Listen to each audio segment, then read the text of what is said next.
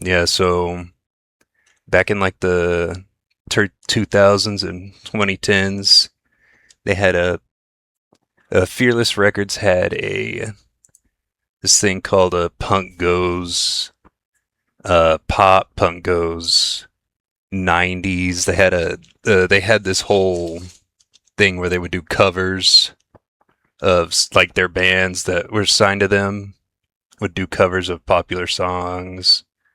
Like let's see if I can find a Capsize does a cover of Drake, Fake Love in one of these albums. They do a whole lot of covers, or they did a whole lot of covers. And basically, over the course of a couple of weeks, I listened to all of them and came up with a little ranking 189 songs that we're going to be ranking.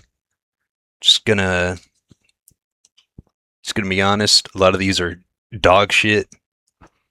But what I was mostly looking for was seeing how well they compare to the original. Like, does it sound like just exactly the same, or do they do something transformative with it? And if they don't, does it at least sound good? And with some of these, I mean, let's see. Uh, like some of the where Bohemian Rhapsody, that's just like how are you gonna be able to cover that? That's just too good of a song to be like, oh yeah, I'll just slap some guitars on that. And then another thing I was looking for was, does it follow the punk goes, quote unquote? Like some of these are just kind of like acoustic covers of a pop song, and that doesn't really follow that. Um, they have a couple of Christmas albums. I didn't do that one just because some of those are original songs that the band themselves made. There's also a Punk Goes Acoustic where the bands will cover their own songs, but acoustic in an acoustic style. I didn't put those on here just because I didn't feel like it. And I mean, obviously, I'm not a music expert, so I'm not gonna be like, well, in the fourth measure of the. No, I'm just gonna be it's all vibes based and all my shitty opinion. So yeah, we're just gonna get into it. All right, and I don't know why these are all out of order. And I also have all my notes on paper. I was gonna convert it to a fucking Google sheet. I just didn't have time. So if you hear me fucking, that's what that is. All right, so we're gonna start with Volume One, Punk Goes Pop Volume One, released in 2001. So let me see. I want it that way. Where's it at? Where's it at? Where's it at? Where's it at? And I have to go in order, or else it's gonna fucking. All these have to be in order, because that's how these notes are all uh situated.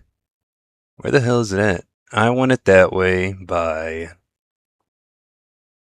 Oh my god! Why did it save like this? This is fucking bullshit. Hey, whatever. Well, I'm just gonna. I Want It That Way by Dynamite Boy, originally by the Backstreet Boys.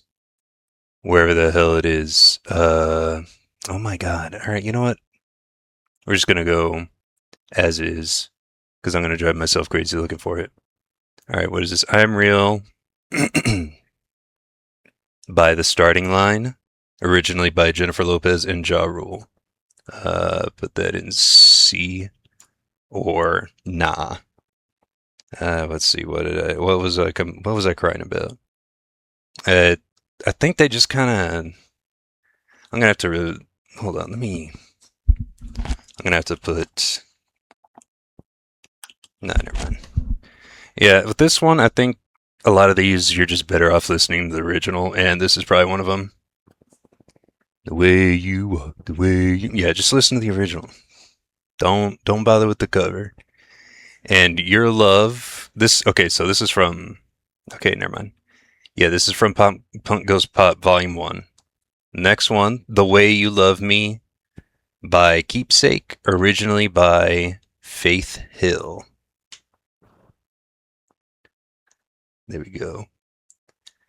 Alright, and I put that in E. Why did I put it in E? Boring, hate his voice. Original has more energy. And that's a lot of things with these two, like the earlier albums I noticed. A lot of the bands just kind of it doesn't really feel like they how do I say it? Like it just kind of feels like they did it like as an afterthought, like, oh yeah, let's just cover this fucking song. Like in let's see, like volume 4, where is that at? Volume 4 feels a lot more like they had fun with it. And like they really tried to make it into their own thing. But like with some of these earlier albums, it just lacks that bite that you were looking for whenever you think of these kind of covers. All right, next one, I'm Like a Bird by Element 101, originally by Nelly Furtado. I put that one in D.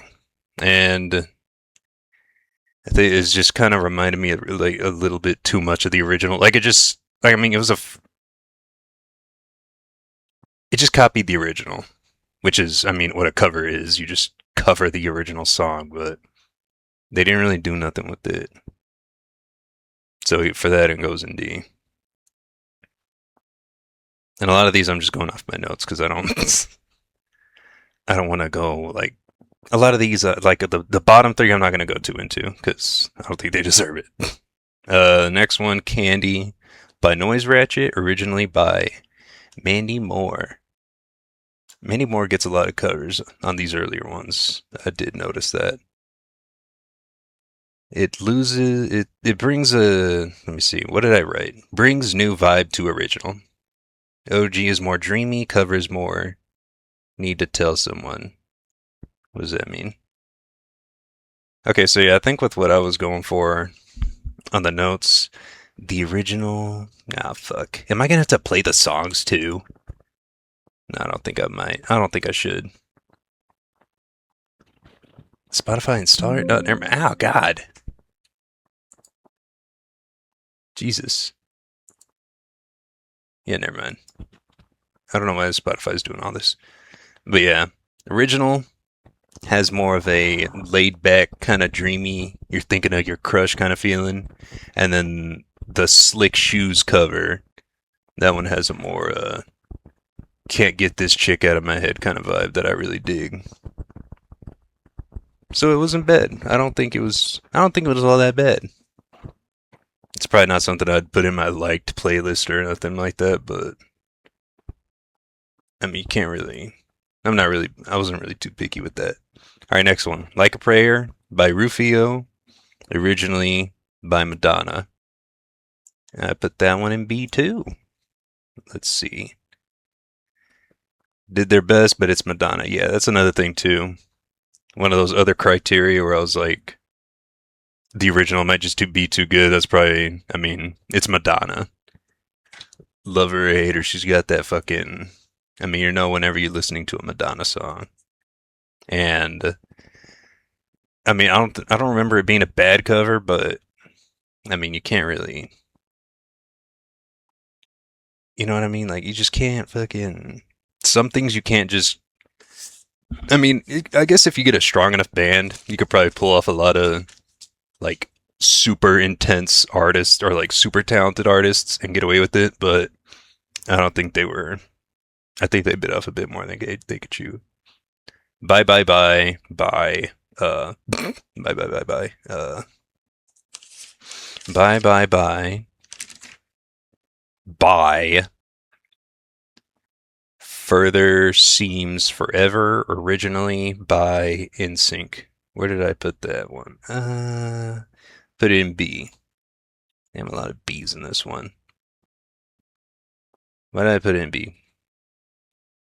Don't care for either. The cover is less annoying. Oh yeah, I think it was the reason I just don't really care for this song is they'd play it all the time when I worked at Amazon, and I'd hear it for fucking like 8 hours. I mean, not 8 hours straight, but you know, just a long ass time out of the fucking day. And I think for that, for me, it's not going to go above B, but I don't remember the cover being that bad. So for that one, it stays in B. Everywhere by Yellow Card, originally by Michelle Branch. For this one, I think the thing about this one, I mean, I liked it, but the original was also kind of in that same genre. Like, I don't think Michelle Branch is pop punk, but I mean, I listened to the original and they sound pretty fucking similar. I mean, it's not a bad song, but I mean, I don't think there was really a point in covering it. They were released the same year, so it's. I mean, I don't know. There's a couple more that are like this where it's like, what was the point of the cover? But yeah, I mean, it wasn't bad. I liked it. Shit. Sometimes by Reach the Sky, originally by Britney Spears. Where did I put that one? Touch the sky, touch the sky. Yeah, wait. God, I really wish they fucking, this shit did not, okay, there it is. C. Why did I put it in C? Just kind of there, sounds punk at least. Yeah, I probably thought it was boring as shit, if I'm gonna be honest. And a lot of these earlier albums with the Britney Spears covers, they just don't do her justice. There are a couple down here that do Britney justice, but I don't know. Whenever you think of Britney Spears, you have that specific sound in your head, and I just don't think they delivered it on that one. So for that one goes in C. All or Nothing by Fake ID, originally by O-Town. B. This one's B, right? Yeah. Okay. Now why did I put it in B? Not a bad cover. Original emotional I climax and OG feels more impactful. Yeah. Just going off my notes. I don't remember how it sounds, and I don't I don't want to boot up Spotify and have it fucking copyright this whole thing, but yeah. Just kind of there. Wait, no. No, that's the other one. Not a bad cover. Emotional climax and OG feels more powerful. All right. Send Me an Angel by Thrice, originally by Real Life. Put it in A. Prefer cover. Good cover. Not a fan of the originals, so had low expectations. That's another thing too. Some of these songs, like especially like the '80s classic rock and the like some of the not the '90s. '90s has some good shit, but a lot of the like old school rock, I just don't like a lot of those songs. So I had low expectations. That also could affect my ranking. Hey, what's up, Daya? Um, so yeah, that's kind of what I was. This Send Me an Angel by Real Life. I don't fucking care for, but the cover did pretty good. I like the cover. Not my favorite, but I mean, shit. All right, next we got Borderline by Show Off, originally by Madonna. And where did I put this one? C. Don't care for either. Nothing a note. I think, yeah, I'm in the borderline. Yeah, no. I just didn't care for that song either. So they got 4, 7, 9, 11. Damn, they were like fucking 17 songs in this album. Where did the other. Oh, yeah, here they go. Survivor, Knockout. Originally by Destiny's Child. I put that one in. Can you go up, sir? No, whatever.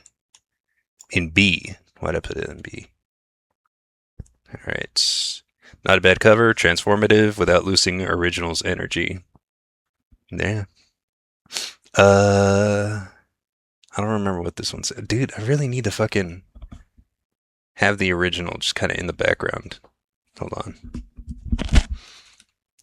It would be more easy too if these were all in order, but for some reason, the stupid fucking. The goddamn thing didn't want to. This is so annoying. Alright, let's see. Which one? Survivor.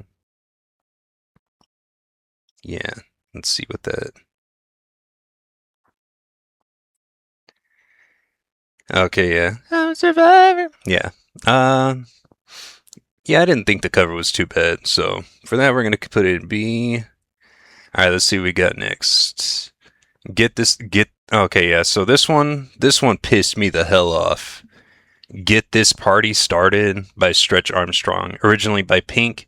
And if you know the original song, you know that they fucked up the title on this one because it's Get the Party Started. And yeah, if that can't even get the title right. So that just goes to show the fucking quality. I put it in D. I thought it sucked ass. But it follows the criteria of the punk goes criteria. So I mean, at least they got points for that shit. They didn't fucking throw out the ukuleles and shit. Let's see, Baby One More Time by Nicotine, originally by Britney Spears. Where did I put that one? I probably put it in like fucking D or some shit. Did I? Where the hell is it? Oh my god.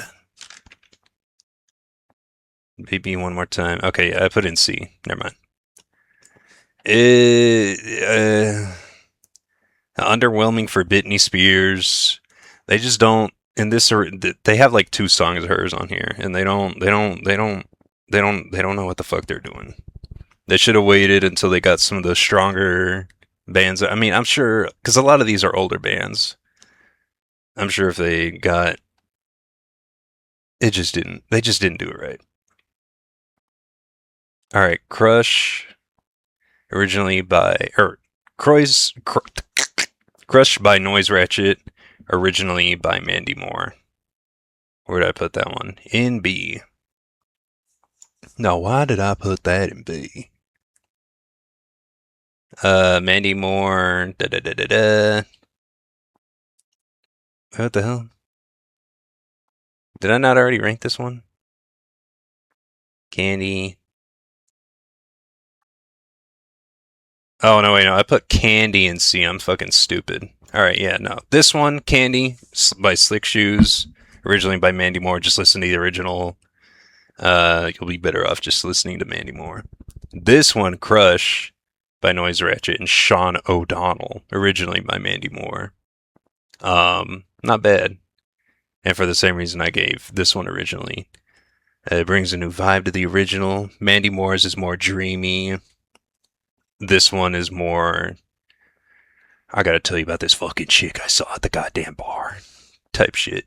Um, Heaven is a Place on Earth by Student Rick, originally by Belinda Carlisle. I put it in D because I thought it was annoying. Yeah, just listen to the original. Oh, heaven is a place on... Yeah, just listen to that one. Can't go wrong with that one. All right. Okay, yeah, there we go. I Want It That Way. That's the one I was looking for. By the Backstreet Boys, originally. Cover by Dynamite Boy. Dynamite Boy, yeah. I also like this one. I don't like the original. I hate the original. I think it's fucking annoying. It's because they also played it at Amazon all the time, like this NSYNC song, but the cover is actually pretty good. It brings a new vibe to the party, I think. Just because it's that pop punk cover. And let's see. Oh, let me listen to it right quick. Yeah, I just think it works as a pop punk song. All right, I think that's all right. Let's see, 3, 8, 12, 15, 16. Right? Am I fucking stupid? 10, 13, 16. Oh my god, what did I just do? I fucked it up. Okay, no wait, never mind. Okay, so 3, 8. 8 plus 5 is 13, 16, 17. All right, yeah, that's Pop Goes Punk. Or Punk Goes Pop Volume 1 under our goddamn belt. All right, let's go to the next one.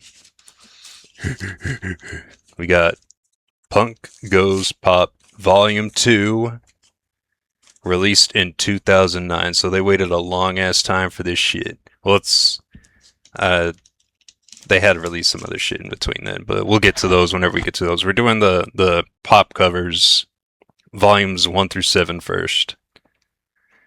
All right, let's go through this one.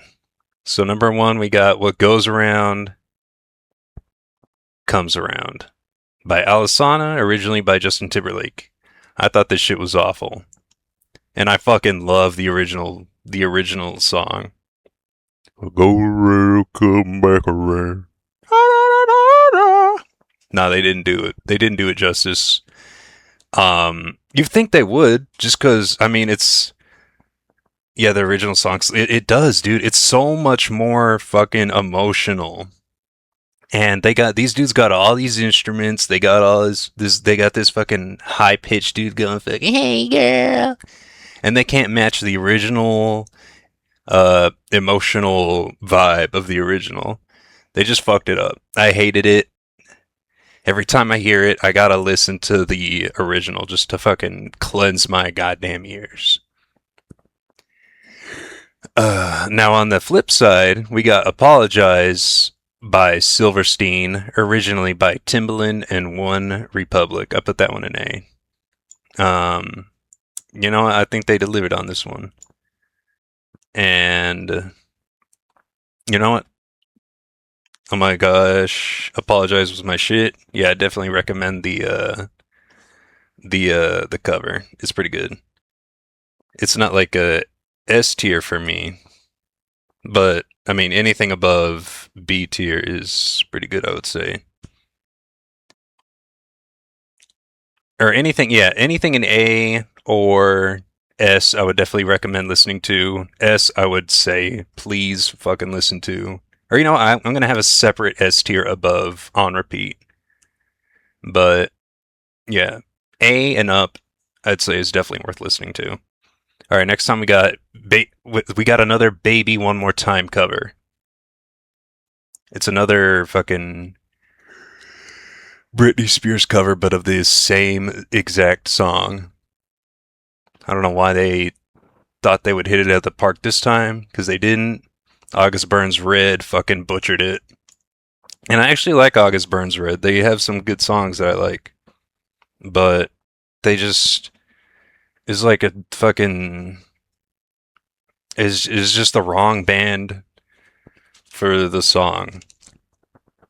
Is the "Baby One More Time" original is this poppy fucking fun song, and August Burns Red is this fucking heavy ass goddamn. I mean, I guess that's what they were going for. Like, oh, imagine if fucking Metallica covered,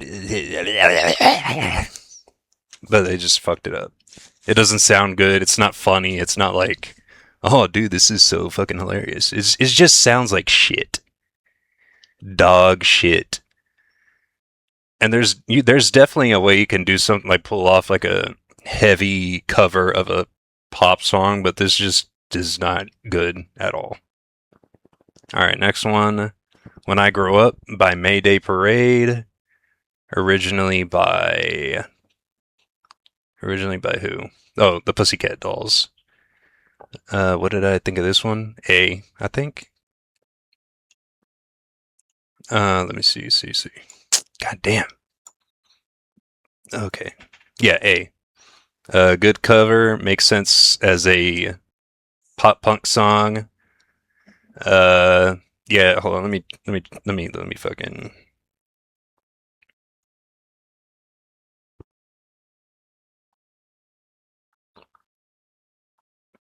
Yeah. Okay. So yeah, the original has got this like cooler older sister vibes, and then this one has the cover has like a cool like a rebellious younger brother kind of vibe that I really dig. And the lyrics work for both the Pussycat Dolls version and the Mayday Parade version. "When I grow up, da da da da," it's got this fucking like rebellious kind of shriek to it that I really like, and I think it really works as in the original. And I'd say the cover does a pretty good job. Covering the song. Oh, fuck, I'm tired. I'm sorry. God, I'm always yawning in these fucking streams. I'm sorry. I bet that's annoying. Now, here's one that I used to listen to. This is like probably my introduction to these punk goes pop covers. Over My Head, Cable Car by A Day to Remember, originally by The Fray. Now, I used to fucking um I used to fucking love this. Like, this was like my introduction to these covers. And I thought the whole concept of these heavy ass fucking bands covering these pop songs was fucking, like my mind was fucking blown. I was like, whoa, dude. I think it's a really great cover. It goes in A, but I mean, I think the novelty of the whole cover, this whole Fearless Records cover situation, kind of wore off for me. So whenever I listen to this now, I'm just kind of like, you know what? A Day to Remember did a pretty good job, but I think a lot of the, um, I think a lot of like Jeremy's unclean vocals, like his screaming, I guess, just doesn't really cut it for me. I don't think it really matches the vibe of the original. And they can do A Day to Remember can do songs like The Fray does. If It Means a Lot to You is one of those songs that I feel like they could have done in that same style as this. They could have matched that style because that's what The Fray goes for. But I don't know. I think the style they did in this one was pretty good, but I think it could have been better. I think they have a lot. I don't know. I'm just talking about out my ass right now, but you know what? It goes in A. It doesn't go any lower, but I can't put it any higher. Ah. All right, Smooth by Escape the Fate, originally by Santana and Rob Thomas. I think I put that one in. Yeah, I put that one in D. It sucks. Santana, really good guitarist, fucking amazing guitarist. I've never heard of Rob Thomas before. I'm sure he's a really successful artist. Escape the Fate did a terrible job at covering this song. It just sounds so fucking dog shit. And I'm already not a fan of I mean, I don't hate the original song, but it's not like my style of music. So a shitty cover of a song that I already don't care for isn't, I'm not gonna care for that shit. Next, we got Icebox by There for Tomorrow, originally by Omarion. I think that's how you pronounce it. This is gonna be our first S tier. It's gonna be our first S tier. Everybody clap. Everybody fucking clap. Pat yourselves on the back. The original, it's got this very the lyrics for this song are, I mean, they're real heavy. I mean, it's a guy who's closed off his heart because of how he's been wronged in the past or whatever by his exes or whatever. And the original is a very good song. The cover does an amazing job at covering the song. I really love it. I have it in my like my everyday playlist just for like whenever I'm driving to work and shit. I fucking love this cover, man. It takes a song from a different genre and it fucking just transforms it into something fucking beautiful. I would definitely recommend listening to this one. It's not gonna be our last S tier, but we gotta wade through a whole lot of shit. Flagpole Sitta by Chiodos, originally by Harvey Danger. Where are you at? Flagpole Sitta. I put it in B. Solid cover. Nothing really of note to add. Yeah, I just didn't really care for it that much, but I mean, it wasn't terrible. Beautiful Girls by Bayside, originally by Sean Kingston. Good cover. It's a very fun cover. I also like the original. I mean, I don't fucking love the original, but I mean, it's a classic. I mean, it was everywhere in the 2010s. You got a beautiful girl. and they did a good job covering it. Rest in peace, Sean Kingston.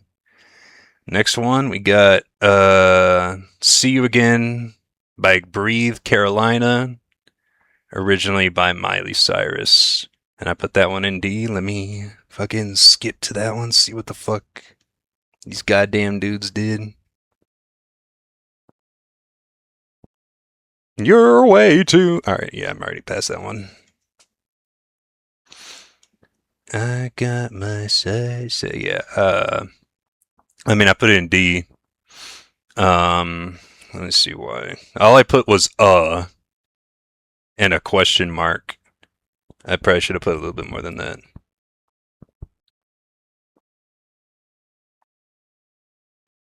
Yeah, it's just kind of boring. I mean, there's not a whole lot of instrument. The vocals sound fucking stupid. I think the ending is what really gets me.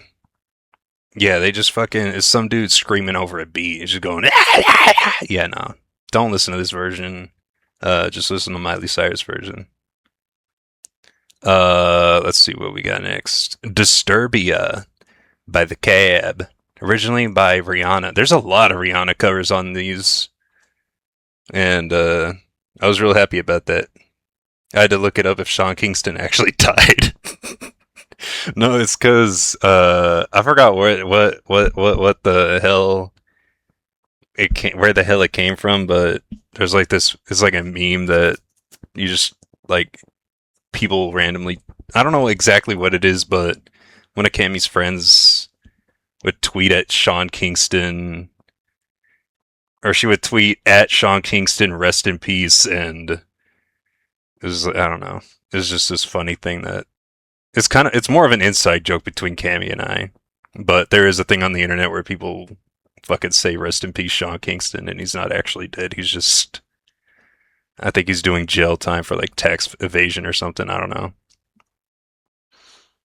But yeah, I didn't think the cover was bad of Disturbia, but it could have been better. Um, there is a way to cover a Rihanna song. This just wasn't it. It just could have brought more energy. I don't think they were. I don't think they. I don't think they brought their A game for Disturbia. It kind of pissed me off. Toxic, another Britney Spears song by A Static Lullaby. I put in C. Yeah, I mean, it just sounds about how you'd expect a cover, like a metalcore cover of a Britney Spears song to sound. I wouldn't say great. Just listen to the Britney Spears version. Let's see what we got next. Love Song by 4 Years Strong, originally by Sarah. I don't know how to pronounce her last name. Bear Isles, Bareilles. I don't know. Yeah, this shit sucked too. Wait, what? No, yeah, okay, yeah. Okay, I got it right. This one sucked. It's the one that if you don't know that one, it's good. I'm not gonna write you a love song. That one, but this fucking guy just the whole chorus, he fucks up the chorus, which is like the easiest part to get in these songs if you're a metalcore band. Just throw a guitar. Yeah, I'm not gonna. But he fucking just yells that part out like I'm not gonna write you. Like it just fucking comes out like fucking like pull it up right now if you got it. I mean not right now after the stream, but no, he just fucking belts it out like a fucking like he's vomiting. It sounds insane. I Kissed a Girl by Attack Attack, originally by Katy Perry. Katy Perry does not get her justice in these covers at all. There's a band that does 2 Katy Perry songs and they fuck it up every time. Attack Attack, they didn't do a good job. I don't think. This it's just a whole lot of yelling over a fucking Katy Perry, the fucking over a beat. Not great. They could have done better. I mean, I don't know. I don't know a whole lot of Attack Attack songs. I did expect a little bit more from them. I'm not gonna lie. So that's it for Punk Goes Pop Volume 2. Verdict. They had Icebox on here, so it gets that for me. So the songs are a lot better, I would say, overall quality than Volume One, but the bad songs are a lot worse, I would say. All right, so we got Volume Three. Punk Goes Pop Volume 3, released in 2010, so 1 year after this one. I really feel like originally this was going to be Punk Goes was originally going to be like, oh, we got our metal covers, we got our pop covers, we got our rap covers, and then they saw the success of Punk Goes Pop and they just started running with it because the original one released in 2001, Part 2 released in 2009, and then Part 3 released the next year, so Fearless Records was like, yeah, we gotta fucking milk this cow for every penny it's worth. And you know what? I kind of don't. I don't blame him. Or get that fucking bag. And I mean, we got some pretty good covers out of this. Out of these, as you'll see. All right, so we got Down by Jay Sean, or Down by Breathe Carolina, originally by Jay Sean and Lil Wayne. B. Let's see. Why did I put B? It would have been A if the Lil Wayne part wasn't butchered. Yeah, that's another thing too. Um, a lot of the rap parts where like a rap artist is featured or the song is a rap song, the guy will just yell over him, like over the rap lyrics. They won't. There's a way you can incorporate rap lyrics or like a rap style into these songs, and I feel like the lazy way to get past a heavily lyrical part is to just use unclean vocals. And I think they butchered Lil Wayne's part in this song. But it would have been A if they didn't fuck up that part. Um, I would just listen to the original personally. I think the original is a good ass song. Just listen to that one. And here we go. Hot and Cold by Woe Is Me, originally by Katy Perry, goes straight into D.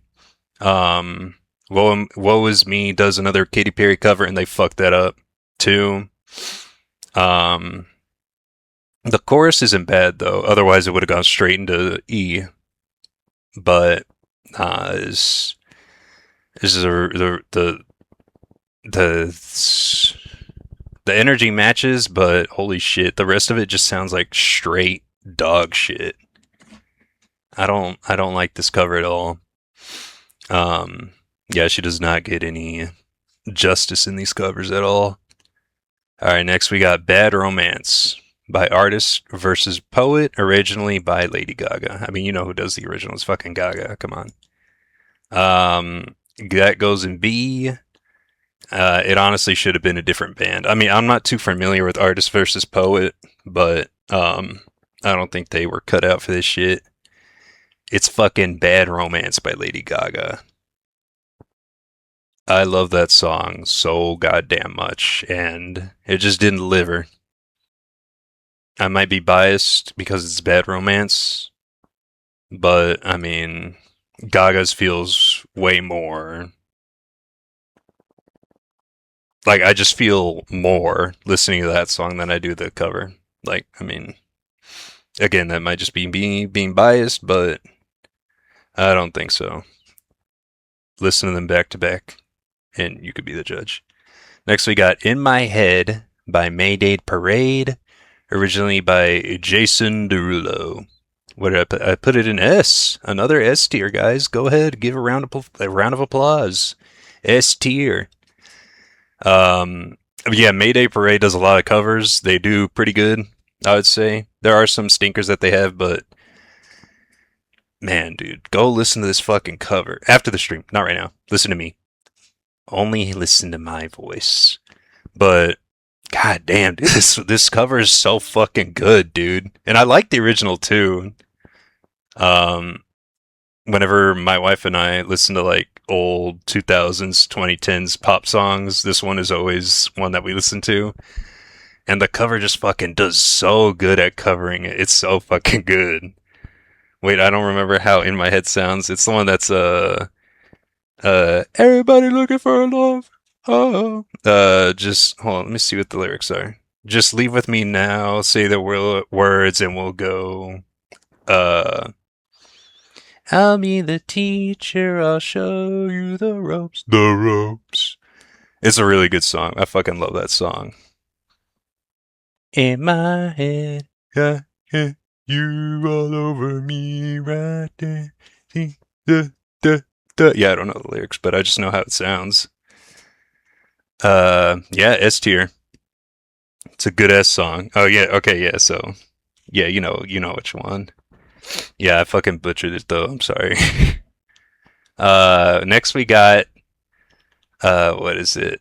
Right Now by Asking Alexandria, originally by Akon. Right now, na na na na. It sounded like they were trying to go for one vibe, and then it sounded like they were trying to go for two different vibes. I had a whole lot more expectation for Asking Alexandria. I love them, but it sounded like they were trying to do two different songs, and that's because Danny's uncleans are intense, and then the rest of the song just kind of has that laid back kind of energy that Akon's song does. Like Akon's version, it's not like fucking, it's not a like super fucking hype, but it's like got like this little kind of chill, laid back kind of flow to it. Na na na na na na na na na na na. And then the cover, it feels like it tries to match that vibe, but and then Danny comes in going nah, nah, nah, and it kind of ruins it for me, honestly. And they do songs that match that vibe, but I don't think they delivered on this one. So for that, it goes in C. And then next we got Paper Airplanes by This Century, originally by MIA. Not bad. You're just better off listening to the original, if I'm going to be honest. They don't do her. So, like, I don't know if it's the middle of the song, but she does that thing where she's like, MIA, I got more records than the KGB. A lot of those little ad libs or those little, like, what is it? Just like little blurbs that the artist throws out there. A lot of bands covering will have fun with it and they'll like throw their own um like they'll throw their own band name in or they'll reference their own shit. They didn't do it with that with this one. It didn't feel like they had fun with it. It just kind of it does the bare minimum for a cover. Just listen to the original, honestly. Next we got Heartless by the Word Alive, originally by Kanye West. Where you at? Where you at? Where you at? Where you at? Where you at? Oh yeah, here we go. Yeah, this one fucking kind of sucked. The chorus was good. Um, the rest of it isn't great. Um, a lot at first. Whenever I first listened to it, I was like, maybe it's just because it's a Kanye song.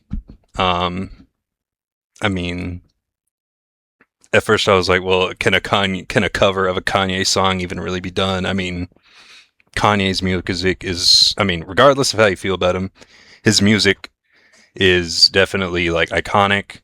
Um, you can, I mean, I don't listen to his music really, but even from like my childhood, I still remember hearing a lot of Kanye songs on the radio.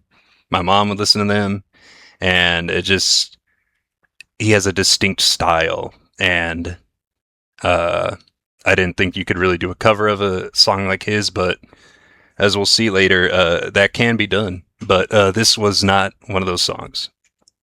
Next, we got Bulletproof by Family Force 5, originally by Lauro. Where did I put that one? A? Why did I put it in A? What did that one sound like again? I better make up right now, now. In the night. Okay, yeah. You know what? It doesn't have the like the punk pop or the metalcore kind of um it doesn't have the that sound, but I mean, it's a good cover still. It does a good job. It's not going in S because they didn't follow that criteria for me, but I think it does sound good. The original is pretty good, but I mean, they did a good job, I'd say. But they didn't follow that one criteria, which would have put it in S if they did. But whatever. Blame It by Of Mice and Men, originally by Jamie Foxx and T Pain. I put it in D. Um, it really just sounds like they I mean AI didn't exist back then, but I feel like if it did, I probably would have assumed they went Grok, make this song into a metal song, and then it shed it out on the other side. It has that it has that vibe that it was just kind of like they were just like, oh yeah, what would this sound like as a metal song, and then they made it. Like it doesn't do anything to like transform the original. um it just doesn't sound great. It doesn't sound like they really even tried, in my opinion. And the Of Mice and Men does make good music. I just don't think they make. I don't think they did a good job with this one. And I didn't even know Jamie Foxx did this song. I didn't even know he had a rap career. That was like a mind blower for me. It's kind of cool though. I didn't know that about him. All right, next we got a Run This Town by Miss May I, originally by Jay-Z, Rihanna, and Kanye West. I did B. Um, I do like the intro to this song, and I thought if they were gonna fuck it up, like, I mean, not fuck it up. I mean, in my opinion, they did kind of fuck it up, but I thought they were gonna fucking go crazy with this shit. But it's just one of those things where it's kind of like it's a metalcore band, and they have to incorporate like the all aspects of the metalcore. Uh, I think it's the uncleans that ruin it for me. Like there are a lot of these songs where they just start yelling and shit, and it kind of ruins the cover for me. But there are some songs where it works really well, and some songs where I'm like, well, this could have used more yelling, more fucking uncleans, more screaming. But I think this one, Run This Town, if they utilized it a little bit better, it could have been a lot higher for me. But it's not a bad cover overall. Let's see. Next, we got Airplanes by the Ready Set, originally by B.O.B. Bob, B.O.B. and Haley Williams. Uh, is just kind of boring. To be real honest with you. Um, I thought it was. I mean, it seems like one of those where it would make sense to be like, oh yeah, this would be a cool cover. Um, but I mean, they just didn't deliver. It's just kind of boring. It doesn't do the original justice. You're better off listening to the B.O.B. Haley Williams version. It's kind of fucking sucks. Dead and Gone by who does that one? Dead and Gone by Cute Is What We Aim For, originally by T.I. and Justin Timberlake. I love this song, the original version. I used to have it on my old iPod Shuffle back when those didn't have screens on them. They just had the circle and the giant dime-sized pause button, and this song was on there. I love this song, and I thought in the chorus he says the homie's dead and gone, but he says the old me is dead and gone. So I've been singing that wrong this whole fucking time. Good to know that. It's not bad. The cover. Um, it doesn't match the vibe of the original though. Like the original is very. I've been traveling on this road too long, too long. Yeah, it's just so memorable, and I think that's another thing too. I kind of had high expectations for this one, and I don't think they delivered. Um, the original version is just very um, it's got this fucking like this dude's heart is just bleeding for all his fucking dead friends and all his fucking like his past life. Um, the cover is just kind of I mean, I guess it does match the vibe. I don't know why I wrote that, but it's also an acoustic cover. Um, I feel like they could have figured out a way to make this a little bit more heavy. That's what I was expecting. Yeah, it was just kind of whatever. Need You Now by Sparks the Rescue, originally by Lady A. I need you now. They could have done better. But honestly, it doesn't match the original vibe at all. Um, I mean, it's good overall. I would say it seems too upbeat, too fast paced for the original. Like the original is just like fucking. It sounds like some shit you would sing at a bar whenever you're all fucked up. But this one, the cover is just it. It just doesn't match the original. Just listen to the original. I feel like they should have got a different band to do it. Uh, who would have done a good? I don't know. I'm trying to think about who would do a good job at this cover, but the original's just way better. The cover doesn't the cover doesn't do a good job. My Love, another Justin Timberlake song with Ti. Um, the rest of the okay, so this is another one where the uncleans, the screaming, the yelling, the hooting, the hollering just kind of fucking ruins it. Um, like if they had him in the right, if they had the uncleans utilized correctly, I feel like it would have been a good cover because the rest of the song is pretty good. Um, the that auto tune kind of metalcore, those vocals go really well because they sing in that. My wife actually used this term, so I'm gonna use it too because now I know what it means and I can use it. Justin Timberlake sings in this falsetto tone, and I feel like the auto tune metalcore vocals really match that. But the rest of the song with the yelling and all that shit just kind of fucking ruins it for me. So for that, it's going in D. So that's volume 3 down. The Uncleans. Oh wait, no, I was reading the wrong one. The verdict for the volume 3 overall really lackluster. It was at this point in time while I was listening to all these where I was like kind of realizing, yeah, maybe I took this shit way too seriously.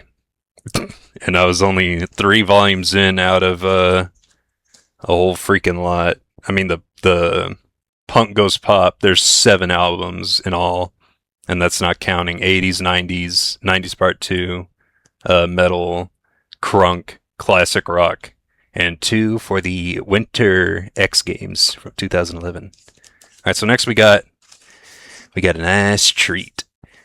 We got Punk Goes Pop Volume 4, released in 2011. All right. This is. All right, let's just get into it. I'll save the chatter for later. So, first we got Just the Way You Are by Pierce the Veil. So, you know it's going to be a good one whenever you see that Pierce the Veil fucking tag on it.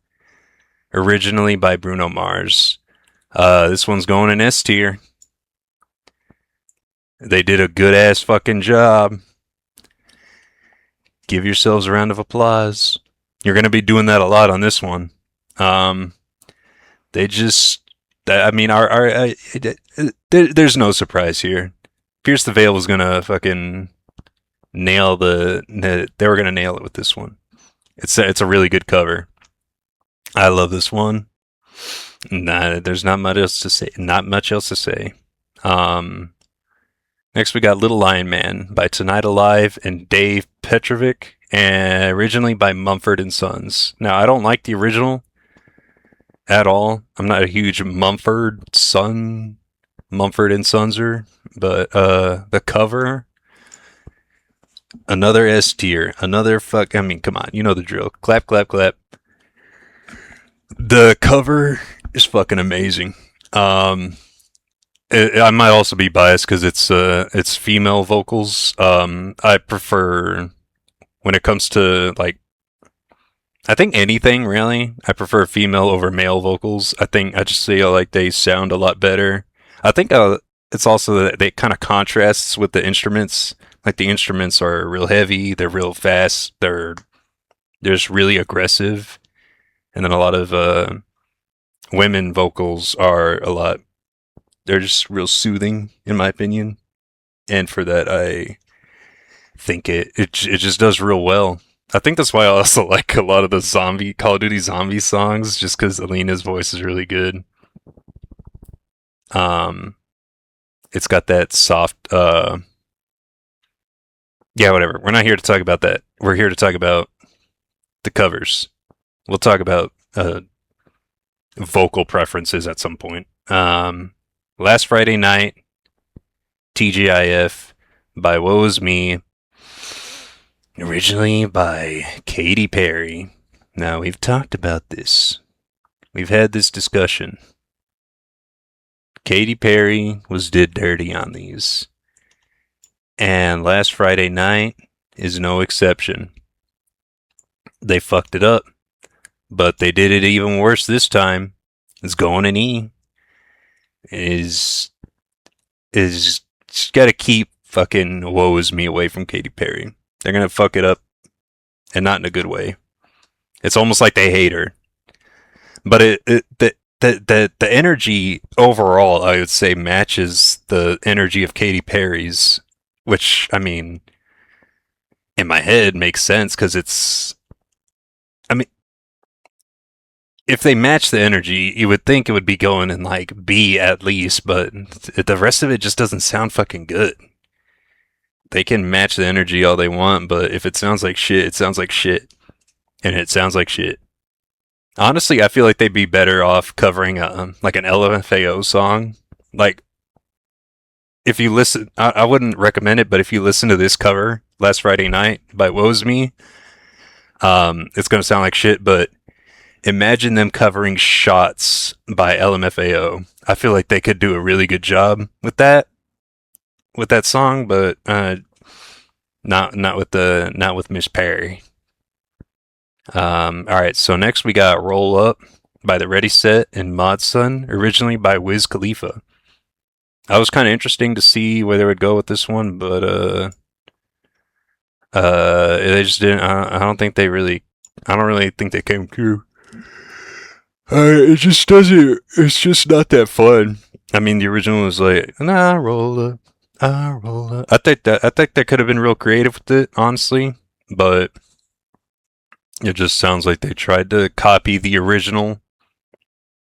Whenever they don't sound anything like the original artist, they could have made it their own song, but they just tried to copy Wiz Khalifa. Like they saw his homework and they were like, "Oh, he's gonna get a good grade," and nah.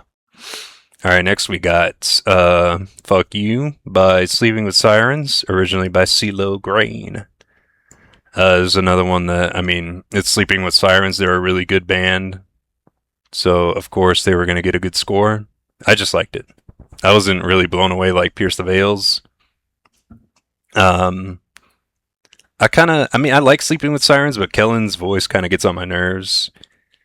Um, he's got that real high pitched, like feminine kind of voice, which you would think I would like, but his is more like dramatic. Uh, I don't know.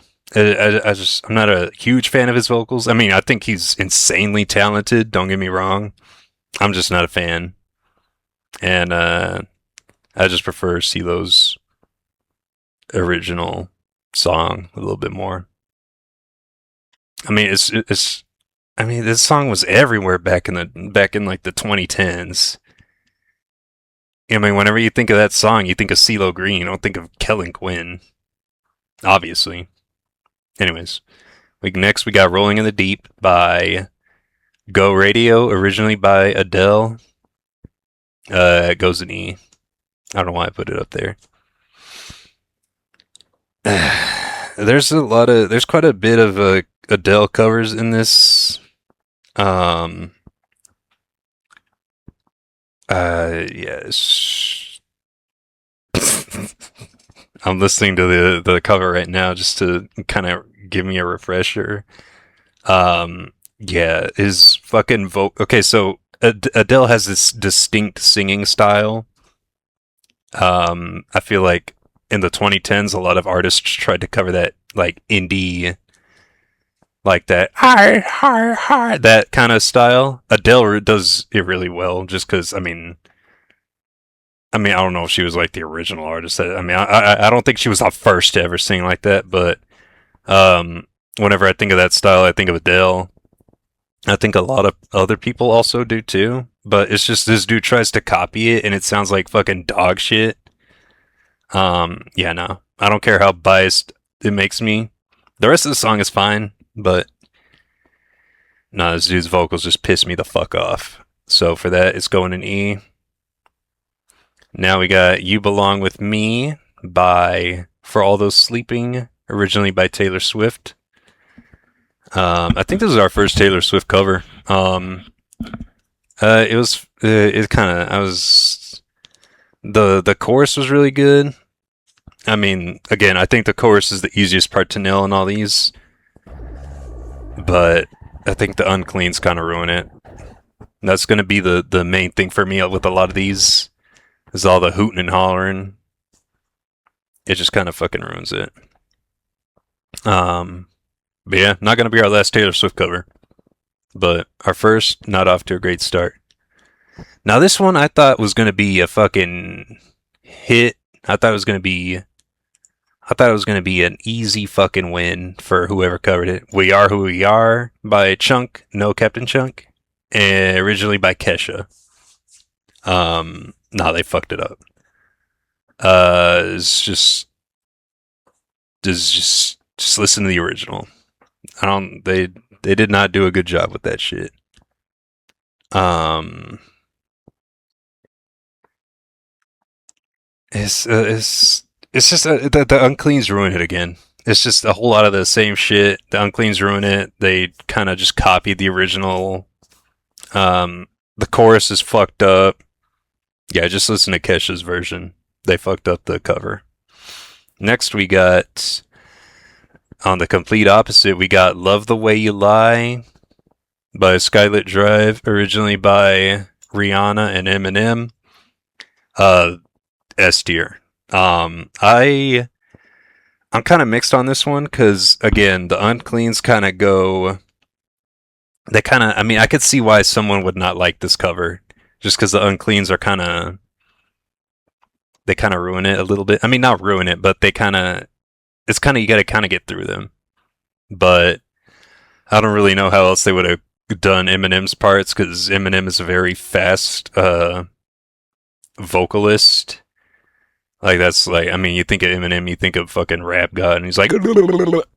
So I don't know how else they could have really covered this song, but I think they did a pretty good job, especially the chorus. God damn, dude, I fucking love that chorus. Definitely give this one a listen. Yeah, Skylit Drive is also a good band. I really like them. I can't tell you what it really is. Yeah, it's just he just starts fucking yelling, and there are some parts of it where the uncleans really fucking nail it. Like that one part where Eminem's like, if she tries to leave again, I'm gonna tie her to this bed and set this house on fire. The uncleans for that part sound really fucking good. They're it's real intense. It matches the vibe. All right. Next we got yeah. Okay. We got Yeah by All Star Weekend and Captain J Hook, originally by Chris Brown. You like a drink? Yeah. So do we. Yeah. Da da da da. Yeah. Good cover. Not much pop punk, but I mean, whatever. If it sounds good, I mean, if it sounds good, it sounds good. Unless it's like an acoustic cover, then I don't give a shit. All right. Next we got Till the World Ends by I See Stars, another Britney Spears cover this time. Another S tier, dude. 4 S tiers for Volume 4. And we're not even all the way done with Volume 4 yet. But we already got fucking 4 S tiers. This, I'm going to move it up. I haven't even started this part of the stream yet where I rank these individually. Um, Till the World Ends has got to be one of my favorite covers in general. I See Stars, if you, this just matches like the vibe of the whole band in general. Um, I feel like if any band were to cover a Britney Spears song, it would be I See Stars. Till the World Ends. It has that same. It feels like it. Like if I never listened to the original version and I heard just the I See Stars version, I would just assume it was it just seems like a song they would make. They do a fucking amazing job with the cover, and it they have an album called End of the World Party, and this would just be right that it would be right at home in that album. I fucking love this cover. Um, yeah, it has that same vibe as this other song on that album. Still not quite enough. Yeah, they were just made to do this song on or the yeah they did yeah you know what yeah moving on because I'm fucking rambling. Next we got Runaway by Silverstein and Down with Webster, originally by Kanye West and Pusha T. S tier. Another S tier. 5 S tiers in one fucking album, dude. Um, they did a good cover of a Kanye song. The Word Alive, they just had their microphones like I don't know how, but I think they found a way to like directly get an audio from like a toilet directly into their audio capture software, and they just were like, yeah, let's just fucking just release this. But no, Runaway is a really great cover.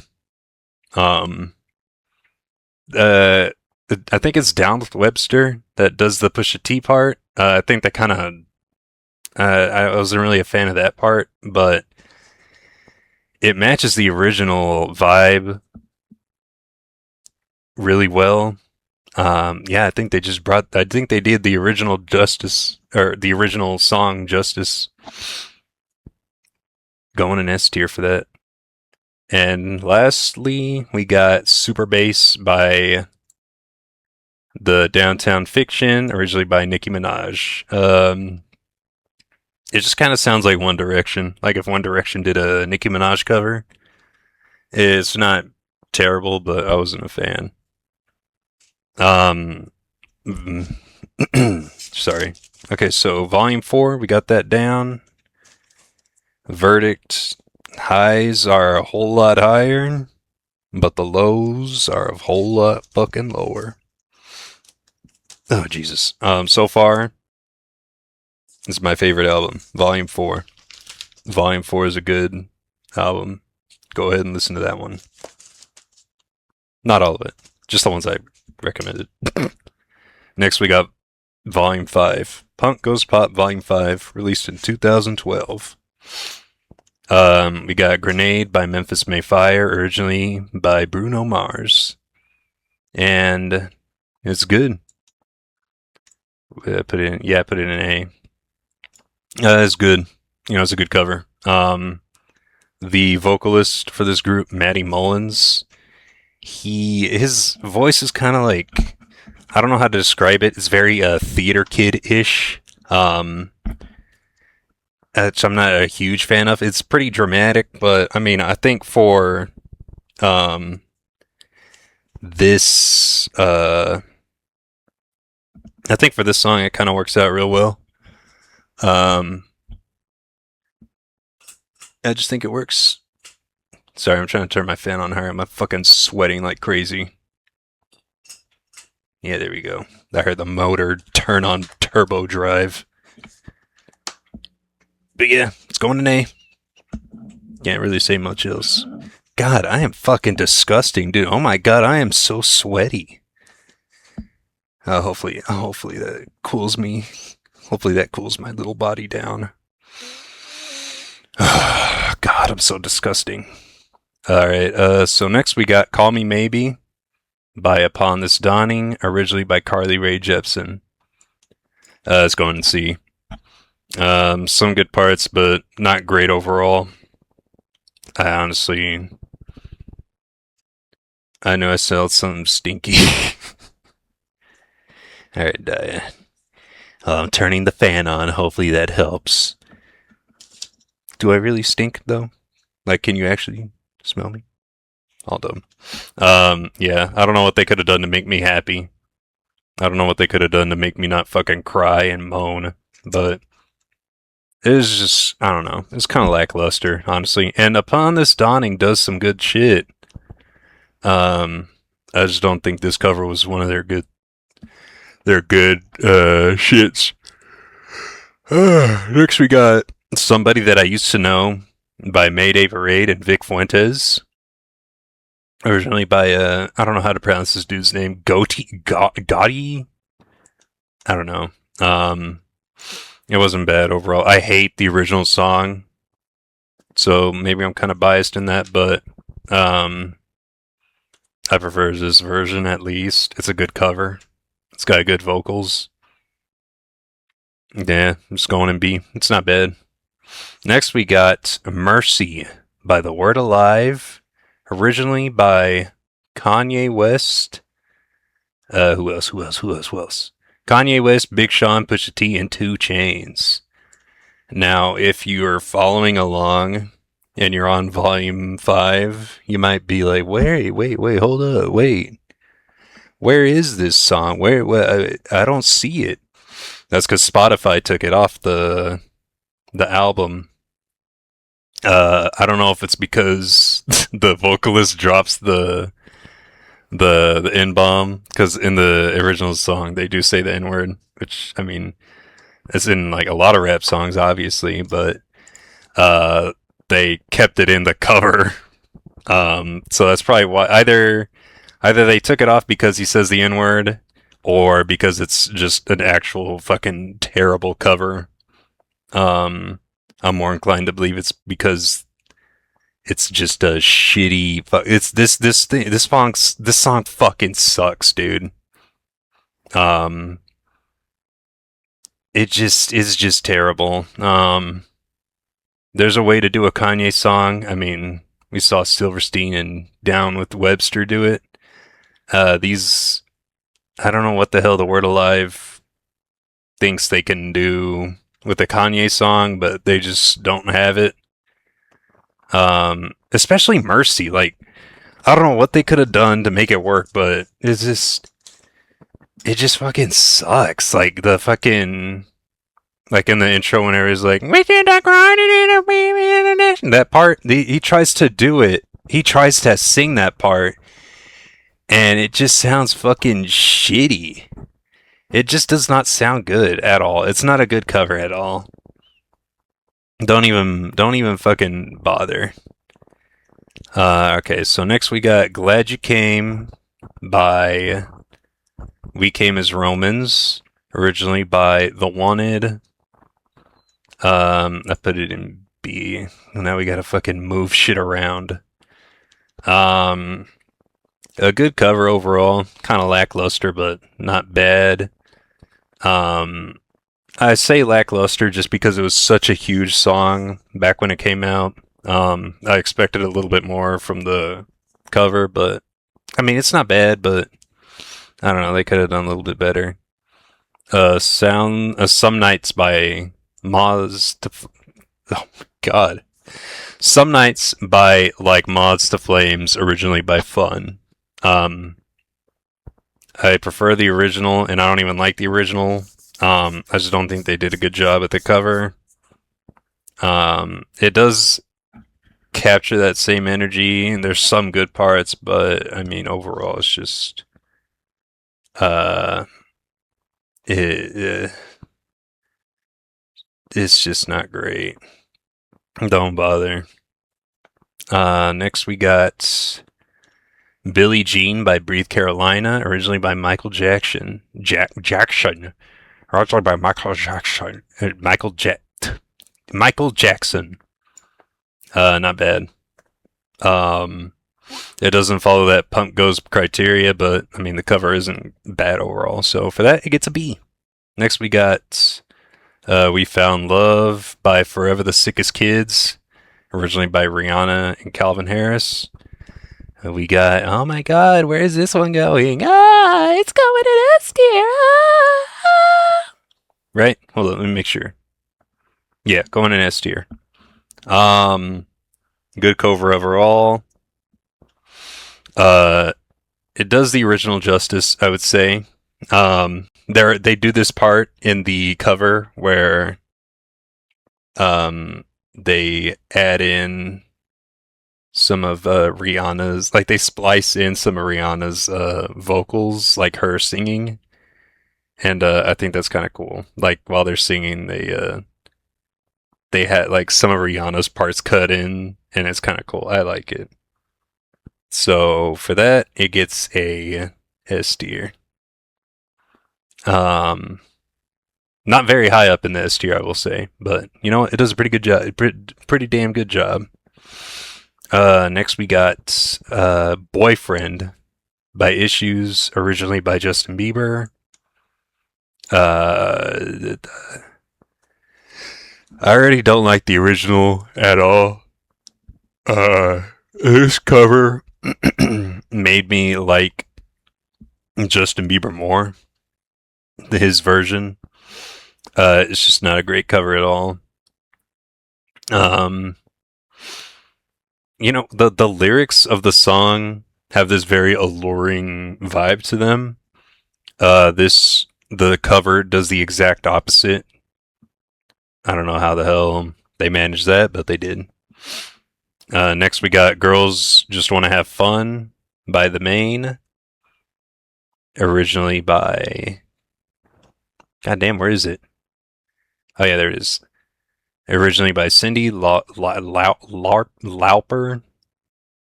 However you say her name. It's going in B.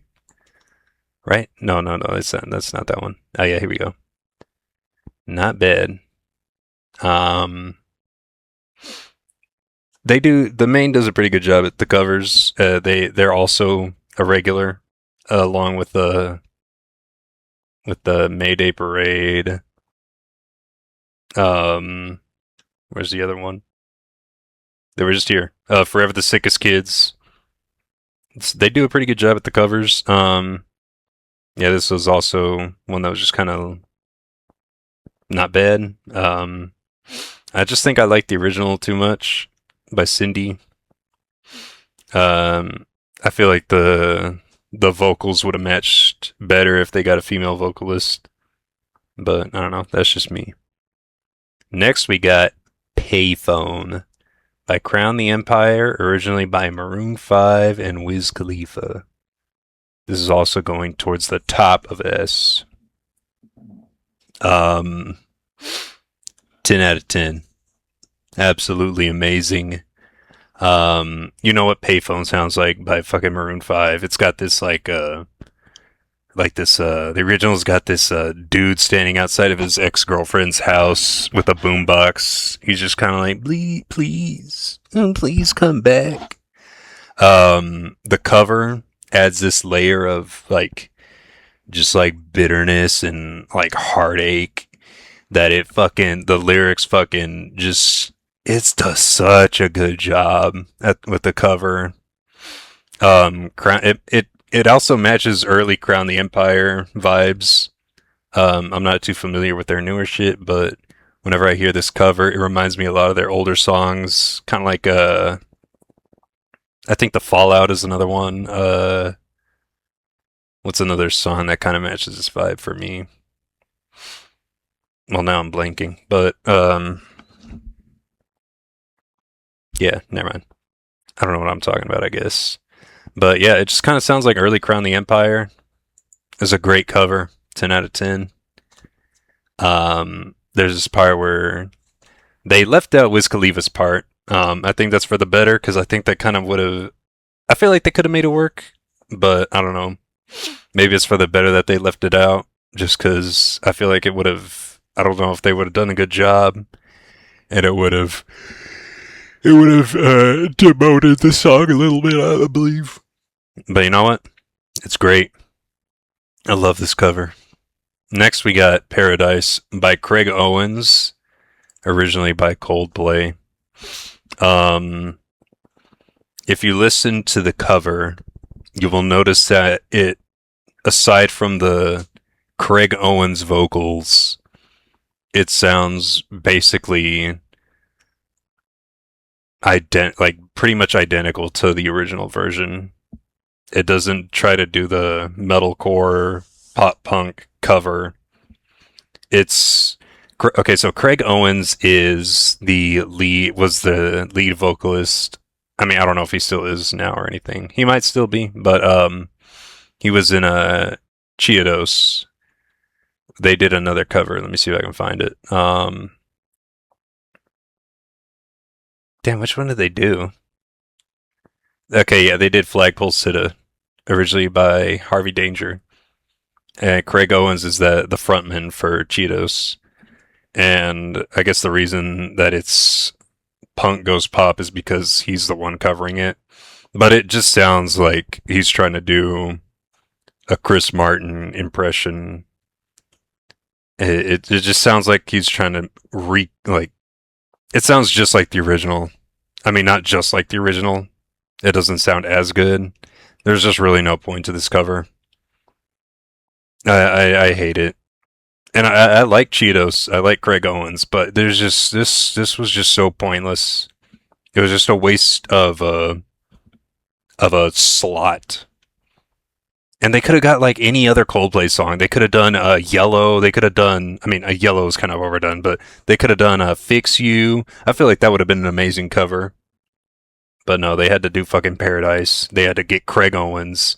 They had to make it sound just, you know, I'm done. I'm done fucking crying. Ass Back Home by Secrets, originally by Gym Class Heroes, and Neon Hitch. It kind of sucked. The chorus is good, but the rest of it sucked. Just listen to the original, blah, blah, blah, blah, blah. Verdict. They only had really 3 good songs on this album. I mean, some of them are okay, but yeah, just Volume 5 really only has like 3 that I fuck with heavily. Yeah, they just kind of missed the ball, honestly. Next we got Punk Goes Pop Volume 6, released in 2014. We're nearing the end of the pop covers. And to start it off strong, we got Ain't It Fun by... Man, who the hell does that?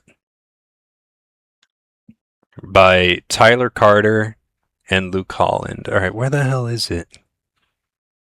I went through the trouble of putting all these in fucking order, and then I pull it all over to here, and it's like, oh, here it is.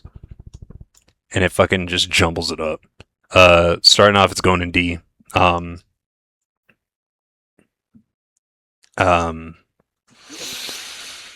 Paramore is already kind of like a pop punk band. The original already sounds like a pop punk song. So the fact that they got this dude, Tyler Carter, I've never... Luke Holland does drums for a lot of metalcore bands. I mainly know him from The Word Alive.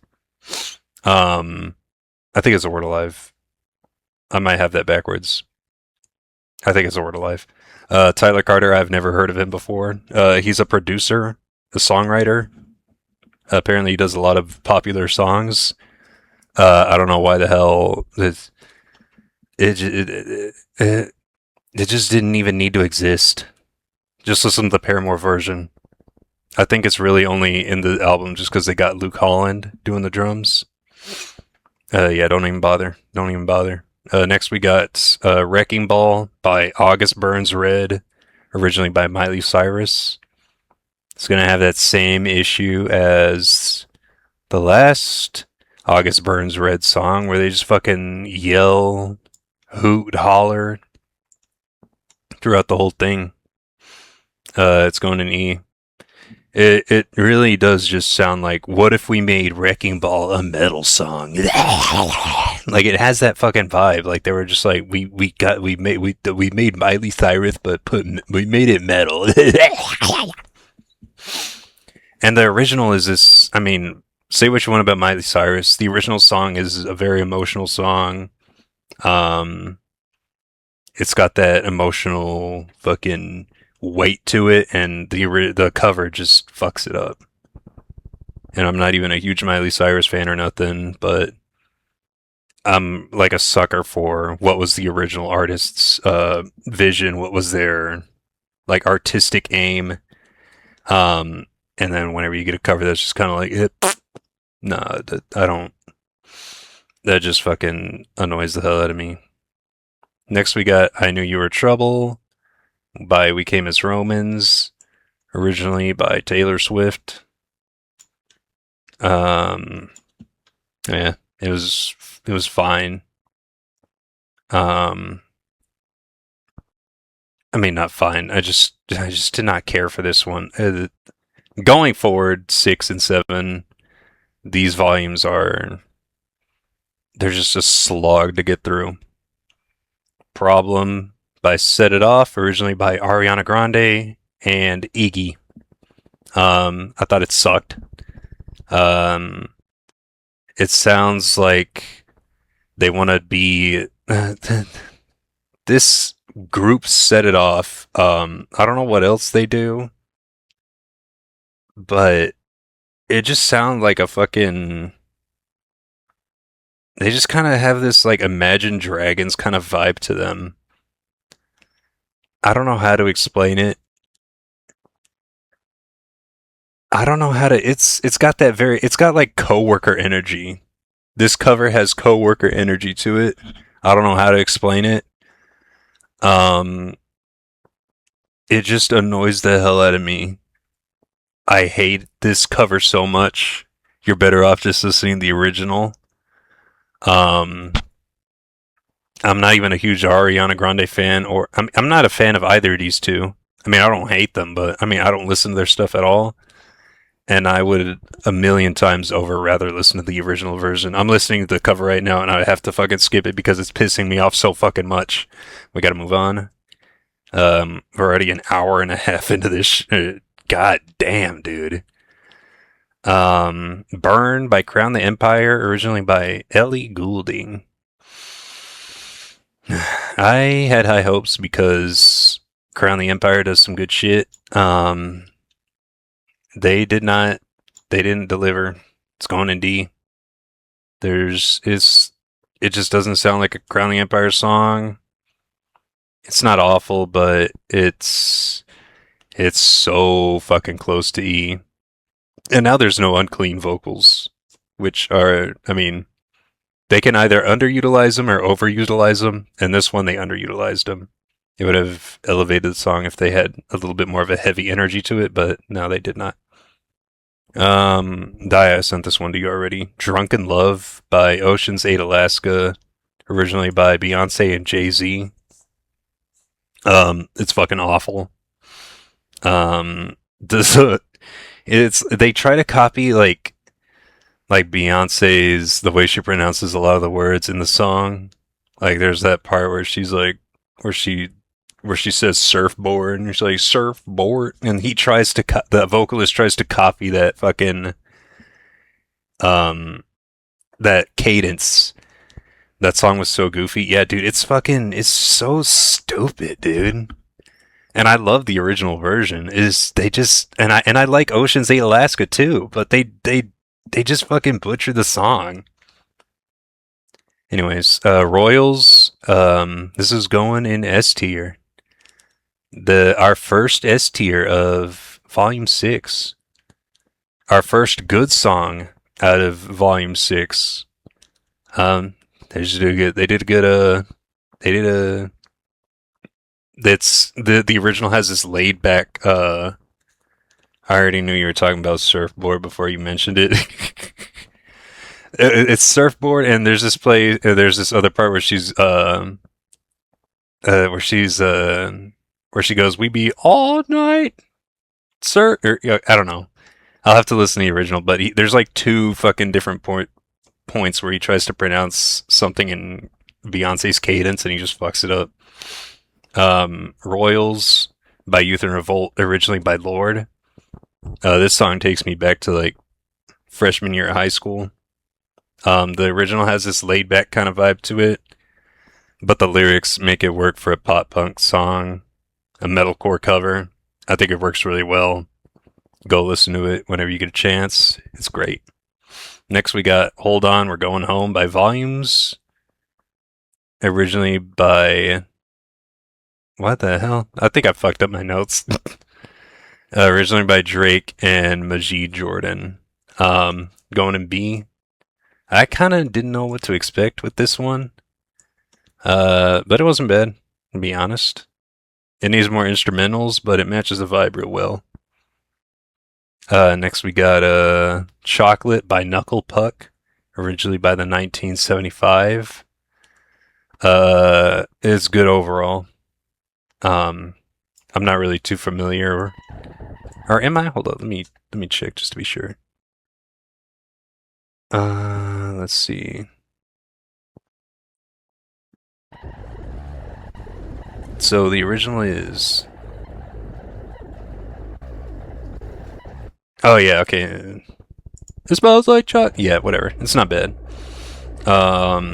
Next, all right. This one's gonna be a sensitive one for me. I used to hate this song, "Sweater Weather," by The Neighborhood, and then my wife, whenever her and I got together, um, she likes this song, so now it just kind of reminds me of her, and now I fucking love the song. um, so I kind of had a high expectation for this cover. I held it to a very high standard, and it just kind of fell. They kind of fell short of that. So, I mean, it might be a little bit higher for some people, but for me personally, I love Sweater Weather by The Neighborhood. I don't think they did a good job. There's some parts that are good, but overall, it's not great. You're way better off just listening to the original. The original is so fucking good. Bro, how'd you hate such a good song? I don't know. I just kind of hate shit that a lot of people hate sometimes. And I don't even mean to be like, it's not that I'm trying to be different or nothing. There's just some things where I'm like, yeah, I kind of don't like it, but the fact that everybody else likes it makes me hate it more because I feel like, because then I'm like, well, what the fuck is wrong with me? Why? I don't know. It just makes me feel like a curmudgeon old man. But I mean, don't worry. I love the song now. Um, Next we got "Stay the Night" by State Champs, originally by Zed and Haley Williams. Um, yeah, it's going in B. It's not bad. Can't really say much. It's not a bad cover. "Happy" by Palisades. Now I kind of didn't know what to expect because I like Palisades. I hate the song "Happy." But I mean, I feel like if anybody was to cover a Pharrell song, it'd be Palisades. They do a good job with it. It works as a Palisades song. Um, yeah, but I think it's just the fact that "Happy," that I hate the song "Happy" so much, kind of keeps it from going in S for me. Like every time I hear it, I just can't fucking not hear Pharrell Williams. Next, we got a certified cover classic, "Blank Space" by I Prevail, originally by Taylor Swift. Um, yeah, it's going in S tier. They do a fuck. I think this is what really pushed I Prevail into like the mainstream as far as metalcore goes. I mean, this fucking cover is a classic. Um, it just makes for the lyrics really work for this kind of style that they got. It just fucking works, dude. And the original song by Taylor's not even really that great.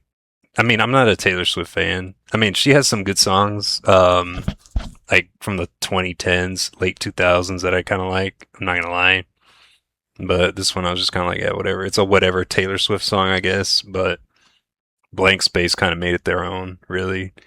And my grandma actually likes this version too. Like, I showed it to her because, like, I feel like grandparents kind of do that thing where they just kind of listen to whatever's on the radio. And so she was listening to it one day, and I was like, "Oh, can I show you this version by this band I know?" And I showed it to her, and she actually liked it a lot. And every now and then, now, like years later, like a decade later, whenever I'm in the car with her, every now and then she'll be like, she'll put it on, and she'll be like, "Yeah, I listened to this the other day, and it reminded me of you." And I'm always like, "Oh," because that's like music with my grandma. She'll kind of like put on, like, there's a lot of shit that I associate with her, like Cumbia Kings and shit like that. And that shit always reminds me of her. But this specifically, this cover of Blank Space is like kind of like, it's just something between her and I. It's special to me and her, I guess, whatever. Uh, like was whatever I'm trying to say. But yeah, it's going in S tier. Chandelier by Paris, originally by Sia. It just sounds like she's trying to do this sound like Sia, honestly. It doesn't really do anything to transform itself from the original. And I think this is just a little petty fucking grievance on my part, a little stupid criticism. But the fact that a lot of these bands will replace a vowel with the letter V fucking pisses me off for some reason. So I think that also had something to do with my ranking. It just pisses me off. Like, just put the A there. Like, quit trying to be fucking all artsy fartsy. Next we got Animals by Ice Nine Kills and Maroon 5. Um, I already don't like the original song. I already don't like Ice Nine Kills. But it's not a bad cover. I can't fucking lie. That stupid howl that him and that they both do, like in the original and the cover, fucking pisses me off. Like that stupid wolf howl is so fucking. It's just so cheesy and corny. I fucking hate it. The verdict. I drew a pair of butt cheeks farting. So, Punk Goes Pop Volume 7 is our last pop cover volume from Fearless Records, released in 2017. This was before, I think they saw the writing on the wall. They realized that, fucking voice crack, they realized that these bands can just do these covers on their own, and they don't need fucking Papa Fearless's permission. So this was their last fucking pop cover album. It's kind of sad, but also the quality of 6 and Volume 7, I think it was for the best. So we got Stitches by State Champs, originally by Shawn Mendes. Let's go in and see.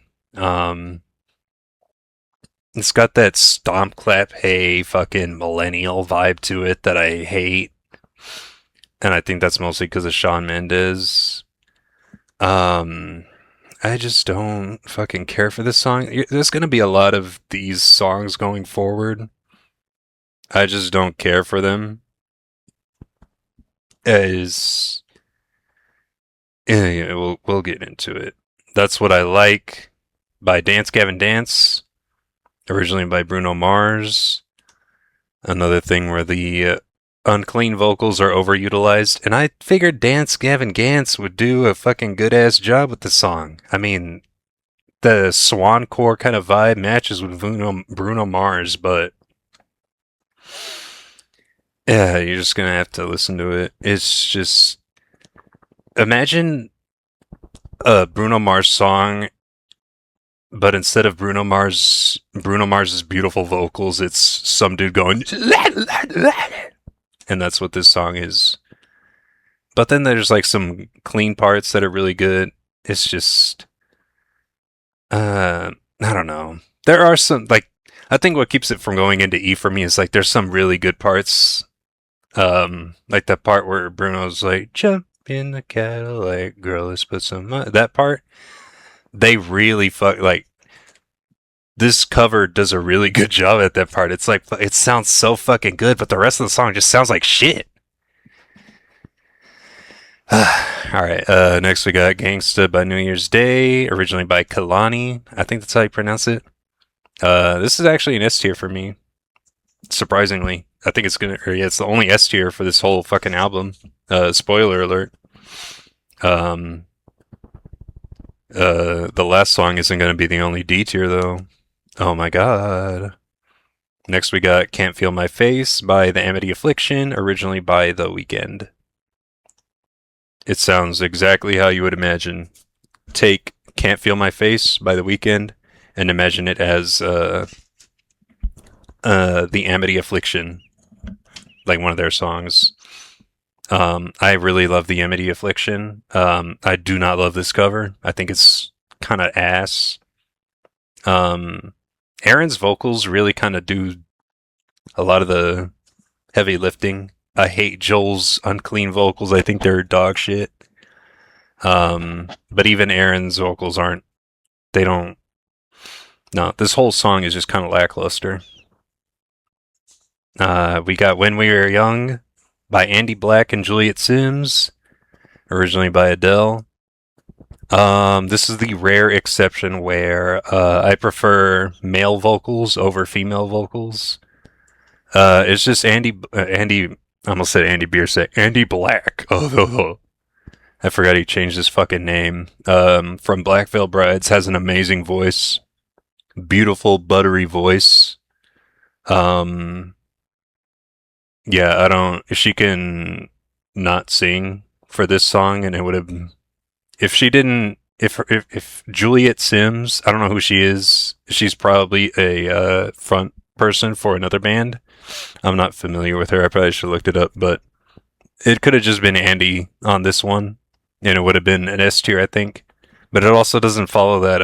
It kind of does the same thing where. Let me see, "Paradise" by Craig Owens, where it's only like part of that pop punk cover, just because Andy Black is from Black Veil Brides. It's not. I don't know how to explain it. It's not like a metalcore cover. It's just Andy Biersack, Andy Black, whatever, singing an Adele song, and he does a pretty good job. He has amazing vocals, but I mean, it's not an S tier for me. Moving on, we got "Love Yourself" by Grayscale, originally by Justin Bieber. Not bad. I don't know what else to say. I mean, it's not bad. Next, we got "Fake Love" by Capsize, originally by Drake. And this one was just kind of boring.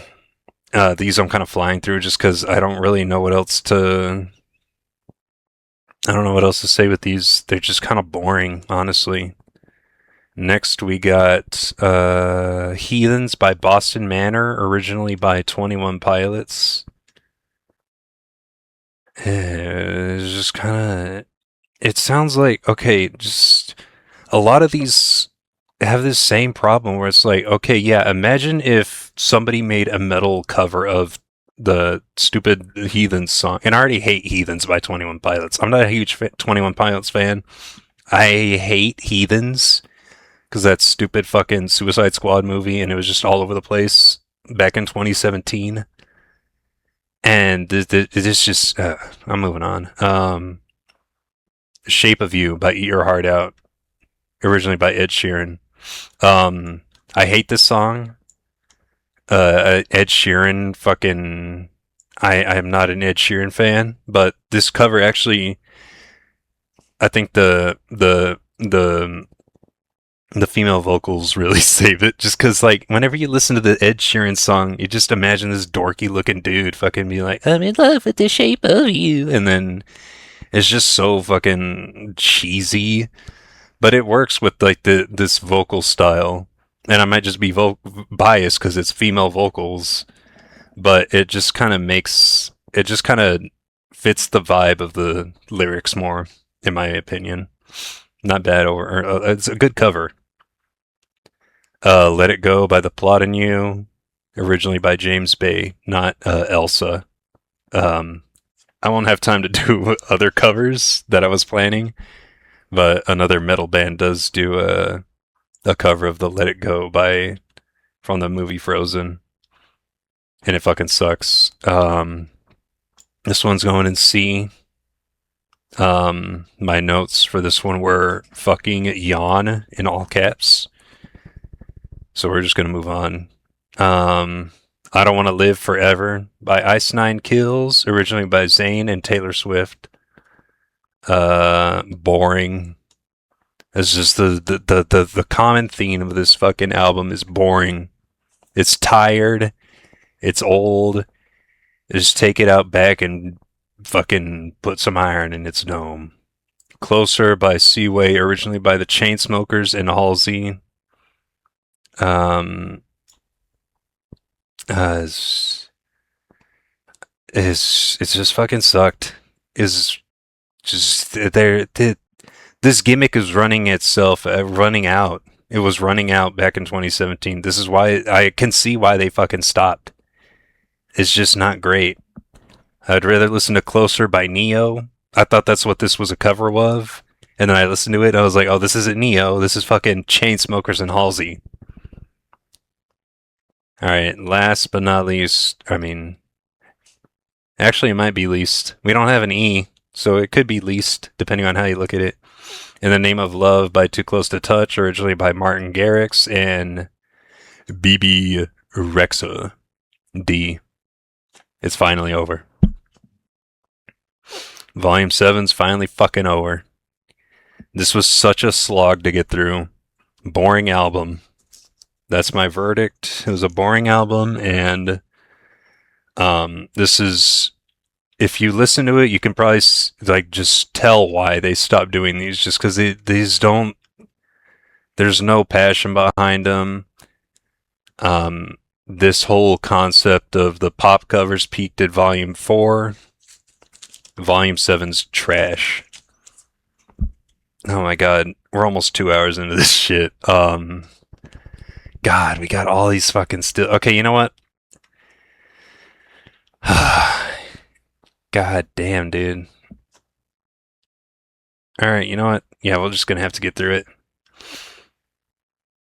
Should I? Shit, I don't know. Yeah, you know what? We'll get through them. We got it. Alright, so we got Punk Goes Metal. This is the first Punk Goes cover released in 2000, the year 2000. I didn't have a lot of high hopes for this one. I mean, I do like metal. I do like some old school metal. I'm really surprised there's no Iron Maiden cover on here, but no, whatever. First song we got "Breaking the Law" by Divot, originally by Judas Priest. I actually like this cover. I'm not a huge Judas Priest fan, but I think they did the original justice. I liked it. Next we got "Talk Dirty Me" by Jughead's Revenge, originally by Poison. Also not a huge. I think these guys, Poison's considered like hair metal, which is like the fucking. I don't know how to explain it in layman's terms, I guess, or like just like in. I don't know how to explain hair metal. But Poison kind of gives me that vibe. It's not a bad cover though. It works as a pop punk song lyrically. I will say that. Next, we got My Michelle by AFI, originally by Guns N' Roses. There's some good parts. I just didn't care for it overall. I'm also not a huge Guns N' Roses fan. I'm not a huge fan of the vocalist. I don't like the way he sounds. Especially, it's like the like Welcome to the Jungle. That whole part where he's like, nah, nah. That fucking.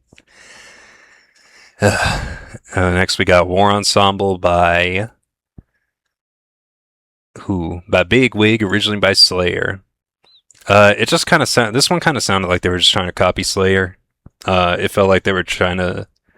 They didn't really feel like doing the pop punk kind of style for a Slayer song, so they just made it sound. They just tried to copy the Slayer style, which I guess I kind of get.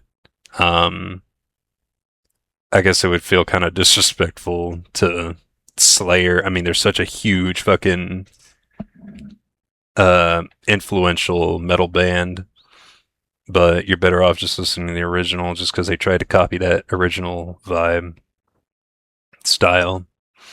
Heaven isn't too far away. Okay, there's another thing about these. They the covers will not get the name of the song right. This is one of them. Heaven or Heaven Isn't Too Far Away by Newfound Glory, originally by Warrant. Title doesn't match. It's just kind of, that's just my own personal pet peeve. It's a good cover though. It brings a new kind of energy to the original. The original one is kind of like, it's got this more slower kind of, like, I don't want to say laid back, but it's not as how do I say, I guess aggressive or whatever. But the cover does a pretty good job at bringing a new vibe to the original. And I think it works out pretty well. But yeah, so it gets an A. Next we got Bark at the Moon by, let me see, Strung Out, originally by Ozzy Osbourne. I put that one in B. Can I even fucking find it? Where the hell is it at? Bark, bark, bark, bark, bark, bark, bark, bark, bark. Oh yeah, here we go. Yeah, there we go. God damn. There's so many already. Jesus. Bark at the Moon, B. Just not bad. Nothing to note, really. Next we got, let's see. I Remember You by the Ataris. I think is that how you, the Ataris? I don't know. Originally by Skid Row. This one, putting it in A. Sorry, it's just, it's going to take a long ass time now just because of how many we got. Let me zoom out a little bit. Yeah, that should be good. It's going in A. Good cover. Same reason as the Heaven Isn't Too Far Away / Heaven cover.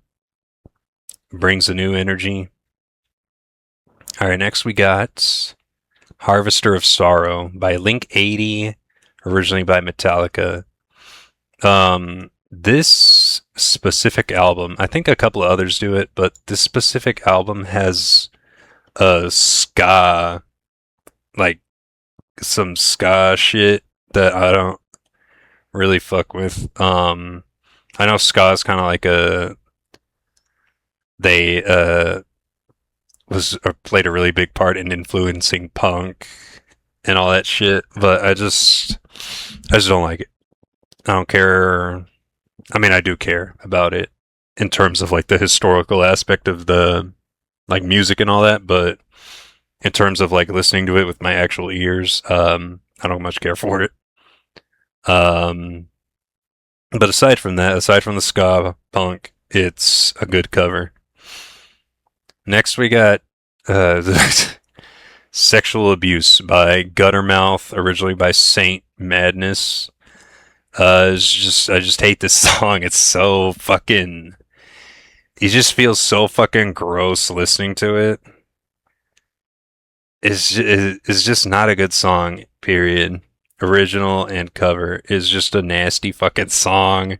I was trying to listen to this shit at work, and there's a fucking lady fucking moaning, making all these fucking hot ass noises in the fucking microphone, and I'm like, dude. And it's just a dirty ass song, dude. Like, if this song had a scent, it would smell like fucking, like a peed on mattress and cigarettes.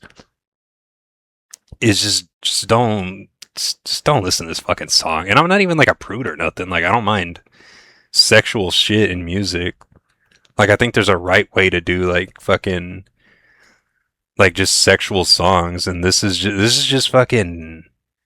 It's just like shock value. The fucking song, I guess. It's just a dirty ass song. Next, we got TNT by Dynamite Boy, originally by AC/DC. Not a fan of either. It's fine. I'm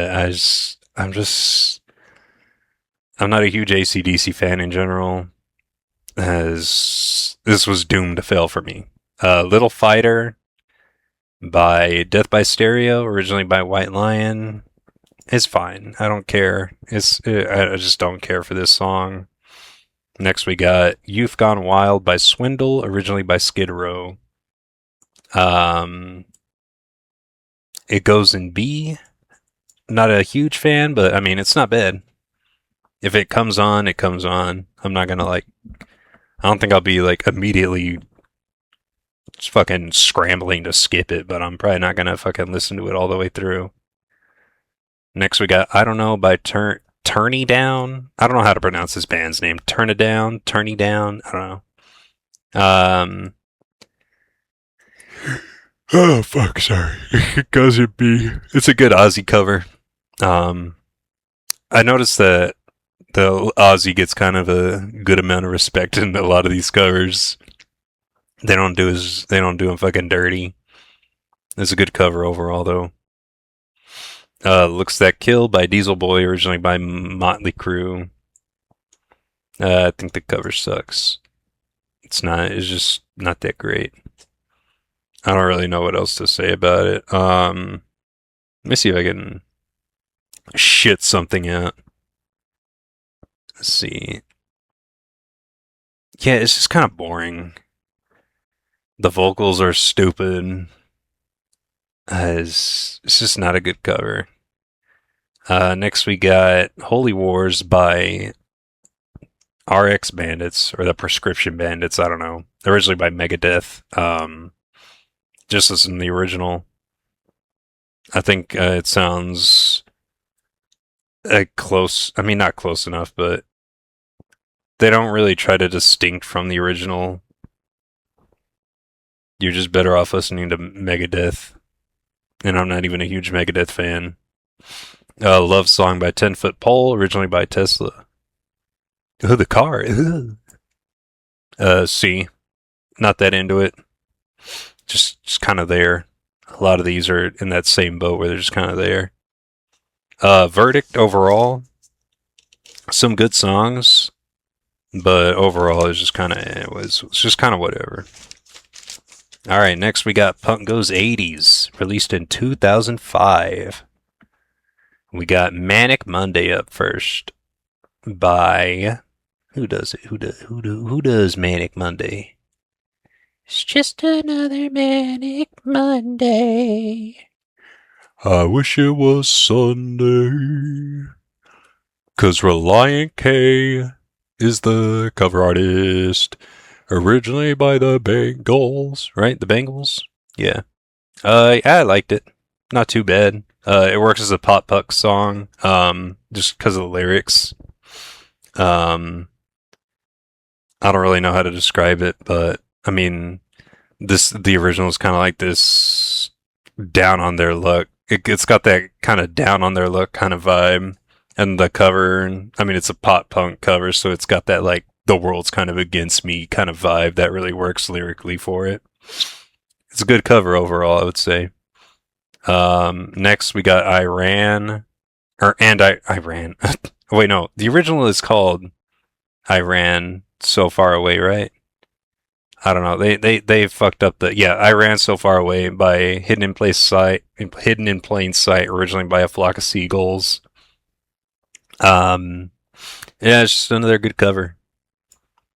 I feel like, originally I felt like, I mean, I don't know. I'll have to go through and we'll see. But a lot of these do just kind of work as these pop punk kind of covers. They just work. And these two so far are some pretty good examples. Next we got I Melt With You by Sugar Cult, originally by Modern English. How does that one go again? Let me see. Uh, oh yeah, I start the world and melt with you. It's not a bad cover, it's just kind of there for me. It's about what I expected. It doesn't stand out like these two do, but I mean, it's not bad. It's pretty good over. I mean, it does a pretty good job, but it just doesn't stand out. It's not distinct for me whenever I think of this album. Your Love by Midtown, originally by The Outfield. How it goes and C for me. Oh fuck. I'm not a fan of the vocals. I'm already not a fan of the originals, so I might be kind of biased in that. But I mean, it has some good like electronic parts overall, but I just don't think they. I'm just not a fan of this song in general, so it's not. It wasn't gonna go high for me. Don't You Forget About Me, by Rufio. I think that's how you pronounce it. Or originally by Simple Minds. Man, where the hell is it at? Ah, yeah, it's right here. Where did I put this one? B. Yeah, it's just not bad. About what you'd expect. The outro for this song, I really do like. So it's going in B. Otherwise, I think I would have put it in like C or something, just because it doesn't really stand out for me. But the outro is what saves it. Yeah, that's pretty much it for that one. Next, we got Pop Song 89 by Motion City Soundtrack, originally by REM. It's just kind of boring. It just did not capture me at all. It didn't really stand out. It was just kind of boring. So it's going in C. Next we got, let me see, Holding Out for a Hero by Emery, originally by Bonnie Tyler. You thought they'd be able to hit this one out the park just because it's got that fucking. I mean, whenever I think of Holding Out for a Hero, I think of Shrek 2. um, just because the fairy godmother. But honestly, I think she does a better job at covering this song than fucking Emery does. It's just boring. It's not as powerful as it could have been. Um, and then so in the original song, in the outro, whenever they're going hero, they decided to make it sound as dog shit and unappealing by just screaming hero, and not even like screaming like in a powerful way. It's just kind of like like it just sounds like they're. I don't know. It just sounds fucking. It sucks. They could have done so much better with this, but they mishandled it. But yeah, they really need to add that fucking fairy godmother version of this song onto Spotify, because that's a good ass fucking. I need a hero. Okay, so we got Just Like Heaven, originally by the Gats. Originally, the cover is by Gatsby's American Dream, and it's originally by The Cure. That one goes in C, if I can fucking find it. Where the hell is it? Just like, okay, there we go. C. Right? Did I put C? Oh my god. Okay, yeah, so C. It doesn't do anything special. I think the original is already kind of like in that pop rock kind of. I mean, it's not pop punk, but it's got that. It's in that same like it's poppy, and it's got like a fucking like a rock version to it. So I don't think they really needed to cover this one. I think there's so many other 80s pop songs they could have covered, and I just don't think Just Like Heaven was one. I mean, I probably sound stupid as shit saying Just Like Heaven by The Cure is a pop. Oh, shoot, excuse me. I don't know. I probably sound stupid as shit, but I mean, in my head, it makes sense. Like, the original version already kind of just sounds like pop rocky enough where they didn't really need to cover this one. Didn't. There's really nothing they could have done. It's The Cure. There, yeah. Next, we got Power of Love by Early November and Arthur Enders, originally by Huey Lewis and the News. Going an E. I already don't like the original. It doesn't follow that punk goes premise. It's an acoustic cover. It's just going an E. Straight Up by Halifax, originally by Paul Abdul. This one is going in A. Yeah, it just does a good job of the covering the original. It follows that. How do I explain it? I'm sorry, this is already 2 hours in. I've never really done a stream that's lasted this long. Holy shit. I'm trying to figure out what to say. Yeah, it does the OG justice. It's a pretty good cover. It does a good job. And next we got Dead Man's Party by A Thorn for Every Heart, originally by Lango Blango. It's going in D. I don't like the original, and I don't like the cover. I just don't like the song in general. This one was also one that was just kind of doomed from the start, just because I don't like the song. Even though, like, I mean, Palisades was it managed to bump up Happy up to an A for me. So maybe it's not like impossible, but whatever. Next, we got Wrapped Around Your Finger by Brazil, originally by The Police. Is just kind of slow. It's just one of those where I just didn't care for, and it's not good enough to where I'm like, it's fine, it's whatever. I just don't like the song. But now we got Forever Young by So They Say, originally by Rod Stewart. Let me see, hold on. God damn. I thought it was going to be. You have to send me a list of your S tier songs. Okay, yeah. I think in all there's 21 songs. And I think we only have 8, so we still got like. Did I send you this paper? I think I did. I don't think I did. But I'll send you the list whenever we're done here. Yeah, we still got a couple more S's out of here. Next we got oh yeah, I think I already listed it. Did I?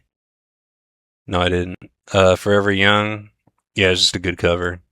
I thought it was the other Forever Young. Did I? Wait, is it? Hold up. No, it's by fucking what's his name, Rod Stewart. I thought it was the other Forever Young, the one they played at Napoleon Dynamite. So I was kind of let down whenever it wasn't that one, but I mean, I think they did pretty good overall with the Rod Stewart version. Next, we got Everybody Wants to Rule the World by Jameson Parker, originally by Tears for Fears. I don't like the original song. I think the vocals fucking sucked. It's a lame cover. There's just another thing where I was just kind of like, I did not care for this one at all. Some of the instrumentals are kind of good though. I think that's what keeps it at an E for me. But overall, I just did not like it. Video Killed the Radio Star by Amber Pacific, originally by the Bugles. I wasn't crazy over this one. Vocals weren't good. The instrumentals were, but the OG is just better by far. Verdict started off strong, but overall it had a pretty shaky level of quality. Next we got Punk Goes 90s, Part 1, released in 2006. We got March of the Pigs by May, originally by Nine Inch Nails. Just listen to Nine Inch Nails version. It doesn't bring anything new to the table, really. It just sounds like they're trying to sound like the original, and at that point, just listen to the original. Same thing with Song 2 by the Plain White Tees, originally by Blur. Just listen to the original. It's trying to copy the original. Just listen to the original. Under the Bridge by Gym Class Heroes, originally by Red Hot Chili Peppers. Now, I don't dislike Gym Class Heroes. I think there's some of their songs are pretty good. This was not one of them though. They somehow managed to make the vocals be more annoying than Red Hot Chili Peppers, in my opinion. And I don't like Red Hot Chili Pepper man vocals. Um, it just, it at least tries to distinguish itself from the original, which is keeping it out of D. Other than that, no, not a fan. Black Hole Sun by Copeland, originally by Soundgarden. This one is actually going in B. I think it might also be just because I like the original song. It's not bad, but it's just the cover doesn't do it for me. Just listen to Soundgarden's version, honestly. That's the thing with these is that they don't really distinguish themselves from the original a whole lot. And so you're just better off listening to the original. Next, we got Hey Jealousy by Hit the Lights, originally by Gin Blossoms. Same thing. It already has this kind of rock sound, so it doesn't really bring anything new. You're just better off listening to the original. It doesn't do anything different. It doesn't do anything new. Just listen to the original. All I Want by Emery, originally by the Toad Wet Sprocket. I have no idea what the hell fucking name that is, but C, another C. It's just kind of lame. It could have been better. Yeah, just listen to the original. Next we got Losing My Religion by Scary Kids, Scaring Kids, originally by REM. Now this one I actually did like, and I don't like the original song at all. I actually hate the original song, but this cover, it actually does it actually fucking does a good job. I was actually fucking like, finally, Jesus Christ. There's a solo in here that I actually really fucking like. Yeah, it just does a pretty good job. It does it does a good job at distinguishing itself from REM's. It's a little bit faster, a little bit more aggressive, and I like that. These fuckers can take some notes. This one I was actually kind of let me see. I did not know what to expect. I didn't think they would. Wonderwall by Cartel, originally by Oasis. I didn't know what to expect, but they actually did a pretty good job at the cover. The intro is really fucking good. I feel like there could have been a little bit more. I don't know. I feel like they never really. I don't know. I don't know how to explain it. I just feel like the cover could have done a little bit more than what they did, but other than that, it's a really good cover overall. Next, we got "You Oughta Know" by The Killing Moon, originally by Alanis Morissette. I don't know how to pronounce her name. That's also going in A. Spoiler alert. There we go. Yep, another A. It's a good pop punk cover, or yeah. I'm not a fan of this. Again, I'm not a fan of the ska influence, but aside from that, it's a pretty good cover. Next, we got Stars by Bleeding Through, originally by Hum. This one kind of also has that same complaint where you should just listen to the original because Hum's is like a million times better, but I mean, it does a good job. The original already kind of has that pop punk kind of vibe to it, though. I mean, not really. It has like an emo vibe, I would say. I mean, not like actual under like actual emo, but it has that um it's got that third eye blind kind of like vibe to it, I would say. I might be talking out my ass, but I mean, um it just kind of, I don't know how to explain it, but it already has that. It's already in the same vein of music, I should say. Um, just listen to the original, but I think the cover does a pretty good job. I think it's also just because um, the original song is just so fucking good. Stars by Hum is so good. Go listen to it. Even if you don't listen to the cover, just listen to the original. Um, Dia. I think I think I sent this one to you, but it kind of reminds me of something Dad would have listened to, like that. It just sounds like it would have he would have listened to it back in the day when it came out. I think that also has something to do with my ranking. Next, we got Enjoy the Silence by Anberlin, originally by Depeche Mode. I already fucking love Depeche Mode's version. So I'm kind of, um, it was kind of hard for me to put it against the original version with like I guess I don't know how to explain it, but yeah, it was just kind of hard to listen to this version without automatically just thinking of the original. Um, I wish it tried to differentiate from the original version more, I would say. I think that's why also I'm just linking it to the original version more, just because it's trying to sound like it, I would say. But the original just does it way better. Beautiful People by 18 Visions, originally by Marilyn Manson. I already just kind of don't like the Marilyn Manson version, so this one was another one where it was just kind of doomed to start. It sounds like it's trying to be the original, but it just doesn't do a good job.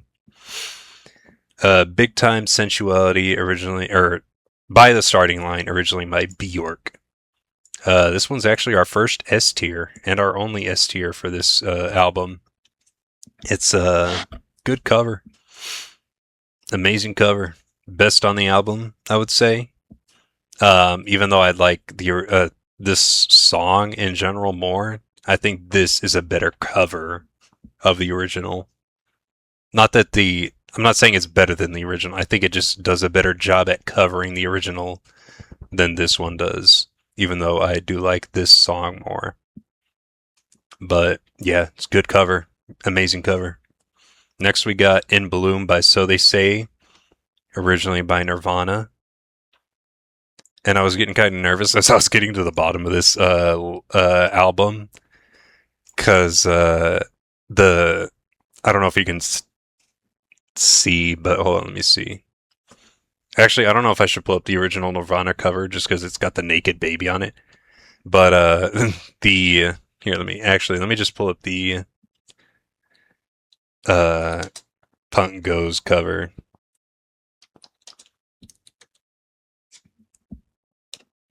So they got, let me see. The Punk Goes 90s cover has that baby, but it's got the fucking, here, let me show you. Like as I was going down the album, none of the Nirvana songs that this album is based on, this album cover is like parodying. Like none of the songs from that Nirvana album were popping up until I got to the In Bloom song, and I was already like, dude, where the hell is that Nirvana fucking song, dude?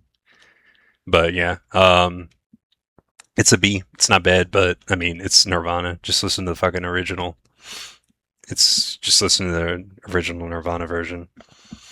Jumper by Bed Light for Blue Lights, originally by Third Eye Blind. It's fine. It's just one of those that's kind of there. So we got part one out the way. It's verdict. Overall, it's okay. Nothing bad, but it's nothing special. Solid overall. I think it's the most solid cover album so far. Next, we got Punk Goes 90s Volume 2. or part two, I should say. I don't know if they do volumes for these. We have My Own Worst Enemy by Get Scared, originally by Lit. Not bad. Not a bad cover. It's already kind of pop punk though. It's not a bad cover. It's just kind of there. It's already the original is already in that same vein, so don't even really. I don't think you should really bother. Next, we got Interstate Love Song by Memphis May Fire, originally by Stone Temple Pilots. I actually really like this cover. It's got it took a laid back, chill song and made it more energetic, and I think it kind of worked. Maddie Mullins does a pretty good job at uh, like getting the with God. I'm sorry. I'm so fucking. My voice is so fucking. I'm not used to talking this long. You think I would be, but no. But you know what? They did a pretty good job at covering the song. Next, we got Closer by Asking Alexandria, originally by Nine Inch Nails. They don't do a very good job at doing covers, I will say.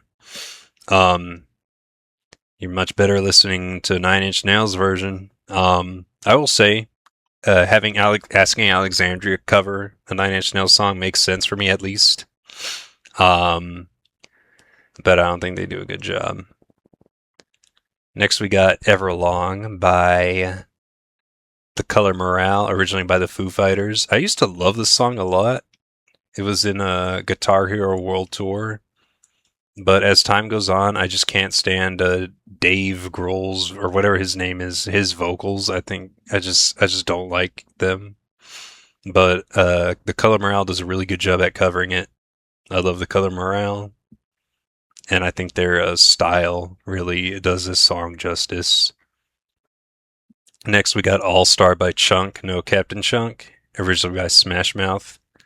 I think this song would have been a fucking layup to cover for a pop punk metalcore band, and they did a good job. It's a fun cover. I like it. Next, we got Come Down by Mayday Parade, originally by Bush. I think I put, let me see. Yeah, I put it in B. It's fine. Yeah, not a bad cover.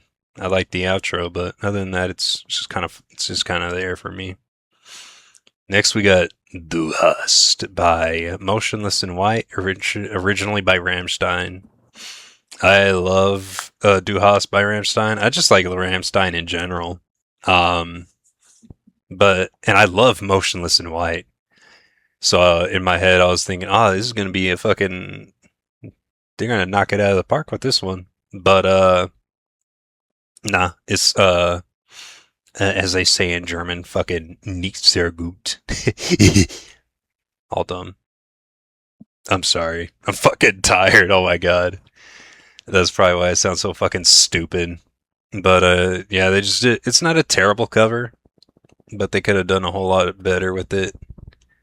I think Chris Motionless was like kind of hamming it up a little bit too much. Yeah, it's fine, but no, just listen to Rammstein's version. Today by Yellow Card, originally by the Smashing Pumpkins. I might get a little heretical when I say this, just because Smashing Pumpkins is such a huge band.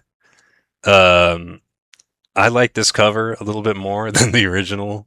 I don't like the fucking. I know it's like 3 over here. Shit, I'm sorry. I mean, if you need to go to bed, and you can catch the upload when it goes to YouTube. But yeah, I'm sorry. I don't mean to keep you up or nothing. But I just don't like Smashing Pumpkins vocals. But I think this kind of the cover kind of fixes it for me. Because the song in itself is good. It's just the vocals that I don't like. But yeah, I feel like this cover kind of fixes that for me. Next, we got Torn by Hands Like Houses, originally by Natalie Imbruglia. I think that's how you pronounce her name. I don't know. I put this one in A as well. Good cover. It does the original justice. That's really all I got to say about it.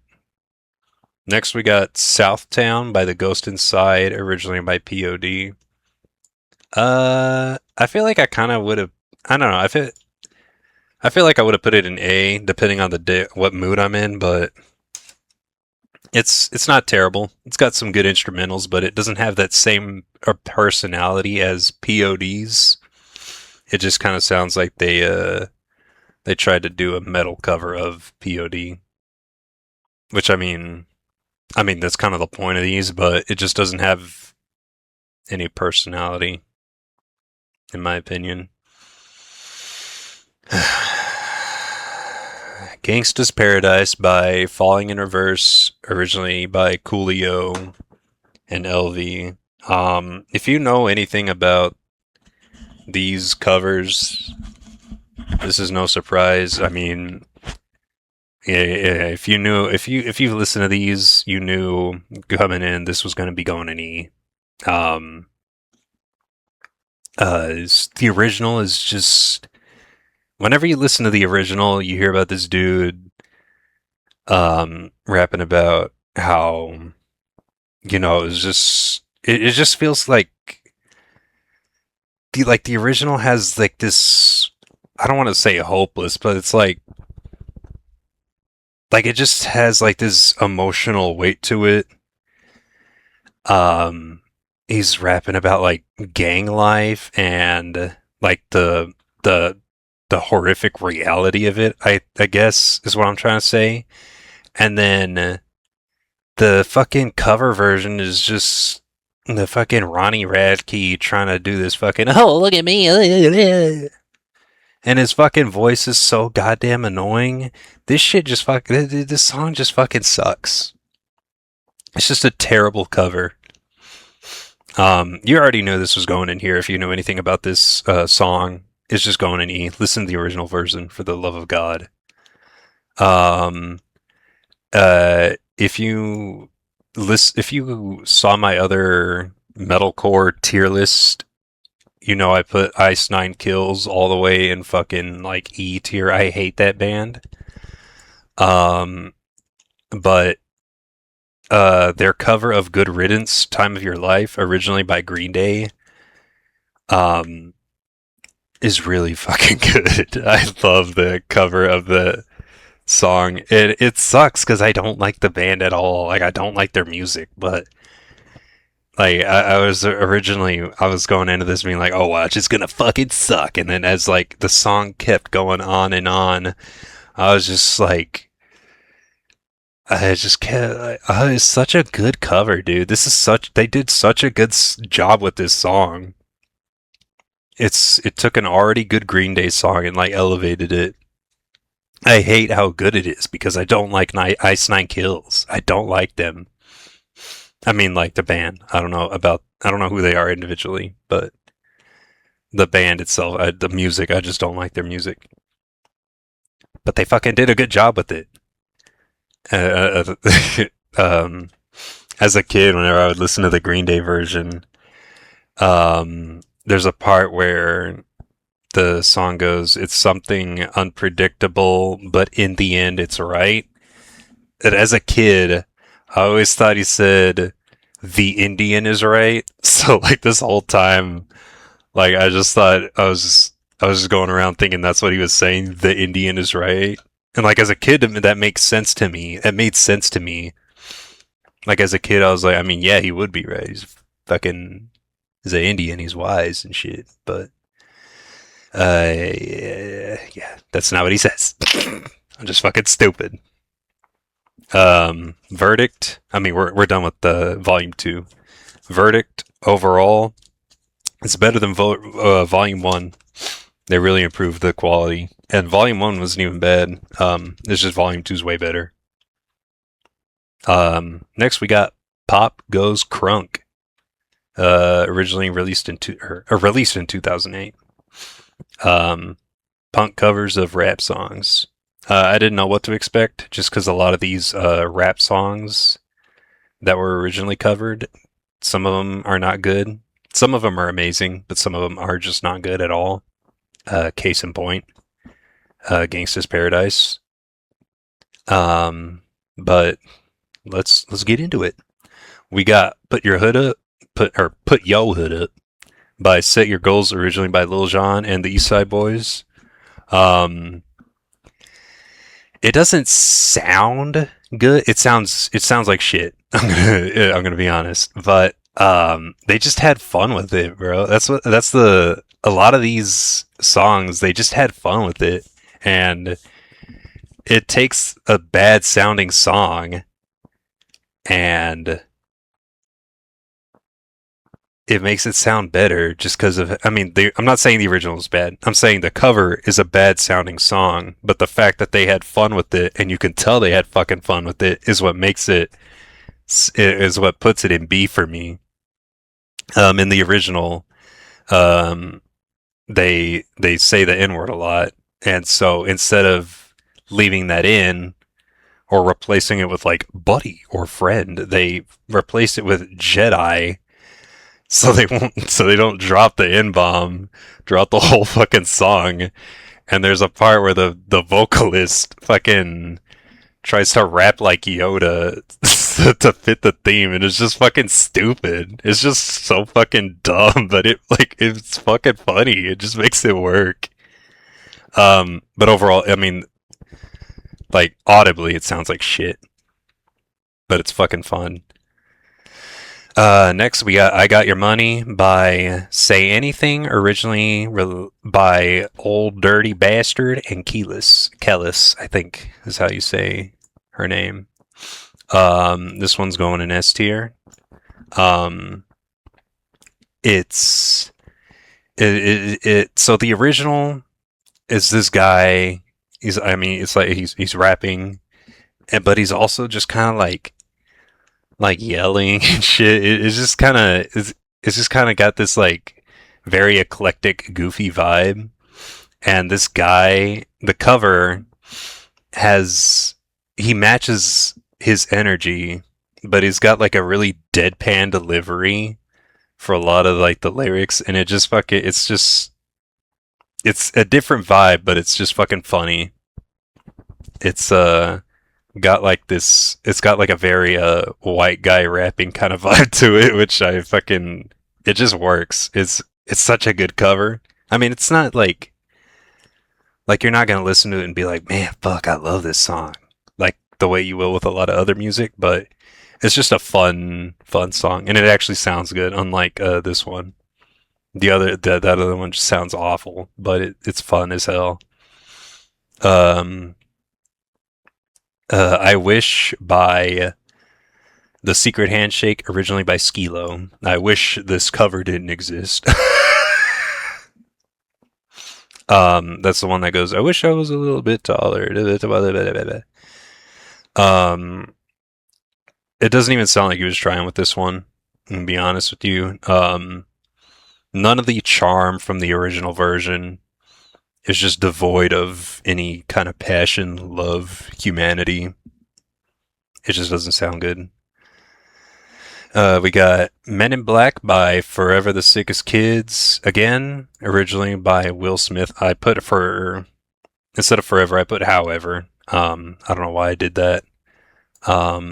It's just kind of eh. It's a pop punk cover of a Will Smith song. There's not really much to say about it. Next we got California Love by... Wait, is it California Love? Or is it just California? Oh my god, I'm scared. California Love by American Heart. My American Heart, originally by Tupac, Roger, and Dr. Dre. Another C. It's just kind of there, not great. I don't even remember what it sounds like, honestly. Just listen to the original song version. This one though, I Wanna Love You. by The Main, originally by Akon and Snoop Dogg. It's it's got that same kind of praise where it's like you can tell what song it's covering, but it's it differentiates itself from the original, and it works really well as a cover. It takes the this rap song about this guy seeing this chick in a strip club and makes it into this fucking puppy dog pop punk love song, and it just works really well. The main did a really good job with it. It fucking it's an amazing cover. The lyrics work real well for the style of music. I mean, they are tweaked a little bit just to kind of make it fit, but I mean, I don't really care about that too much. Just because rap is such a different genre of music compared to like metalcore, pop punk. But I think I did a pretty good job. So it's going an S. Next, we got Kryptonite by Emmanuel, originally by Killer Mike. This is the only one that I had to do fucking 4 goddamn lines because of how many artists were in the original. Killer Mike, Black Om C-Bone, Rock D the Legend, and Big Boy. Yeah, it's just not a bad cover. It's not like amazing or anything, but it wasn't bad. Uh, it wasn't. It was fine. Um, Next we got the Seed 2.0 by Person L, originally by The Roots and Cody Chestnut. I did not care for this song really. It wasn't terrible, but I didn't fucking love it. I just it's just kind of I don't even really care. What's the next one? Still Fly by the Devil Wears Prada, originally by Big Timers. The chorus is the only thing keeping this song at a D or E tier. I hate everything else about the song though. It's awful. I don't like it. Next we got Umbrella by All Time Low, originally by Rihanna and Jay-Z. It's going in S tier. It's a good cover. I love Umbrella. I love Rihanna. And they delivered. They delivered. The chorus could have been a little bit stronger, but the outro is fucking amazing. Go ahead, give this song a listen after the stream, after the video. Not right now. Listen to me instead. Notorious Thugs by Scary Kids Scaring Kids, originally by the Notorious B.I.G. and Bone Thugs and Harmony.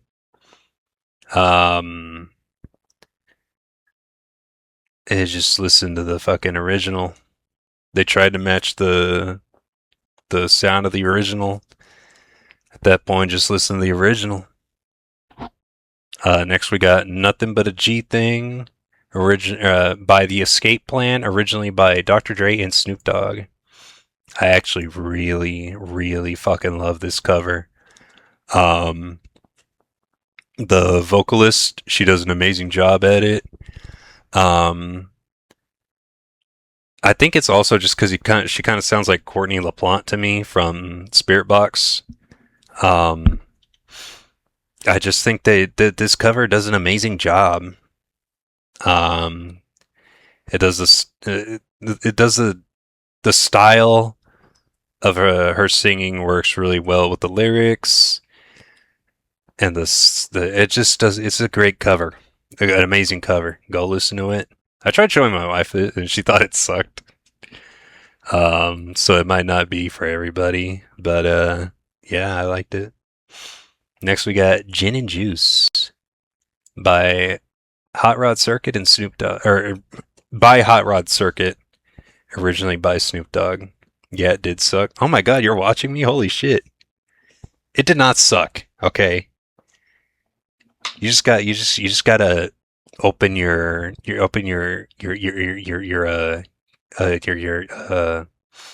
heart to it. but it oh my god, it's your first time chat. Did I give you mod status? Yeah, okay, yeah, I did. Hi, babe. I'm almost done. I just got these left. I'm sorry. I thought this would be like an hour at most, but holy shit. We're nearing on 3 hours. This really should have been in two different parts. God. Okay, Hey Yeah by Loren Drive, originally by Outkast. Another C tier. Just another C tier. The C's get degrees is the fucking slogan for this album. They have some really good covers, but this one's not bad either. It's just a lot of missed potential. I mean, you think of Hey Yeah by Outkast. Um, you just think it's just uh, it just doesn't do a good job. Is what I'm trying to say.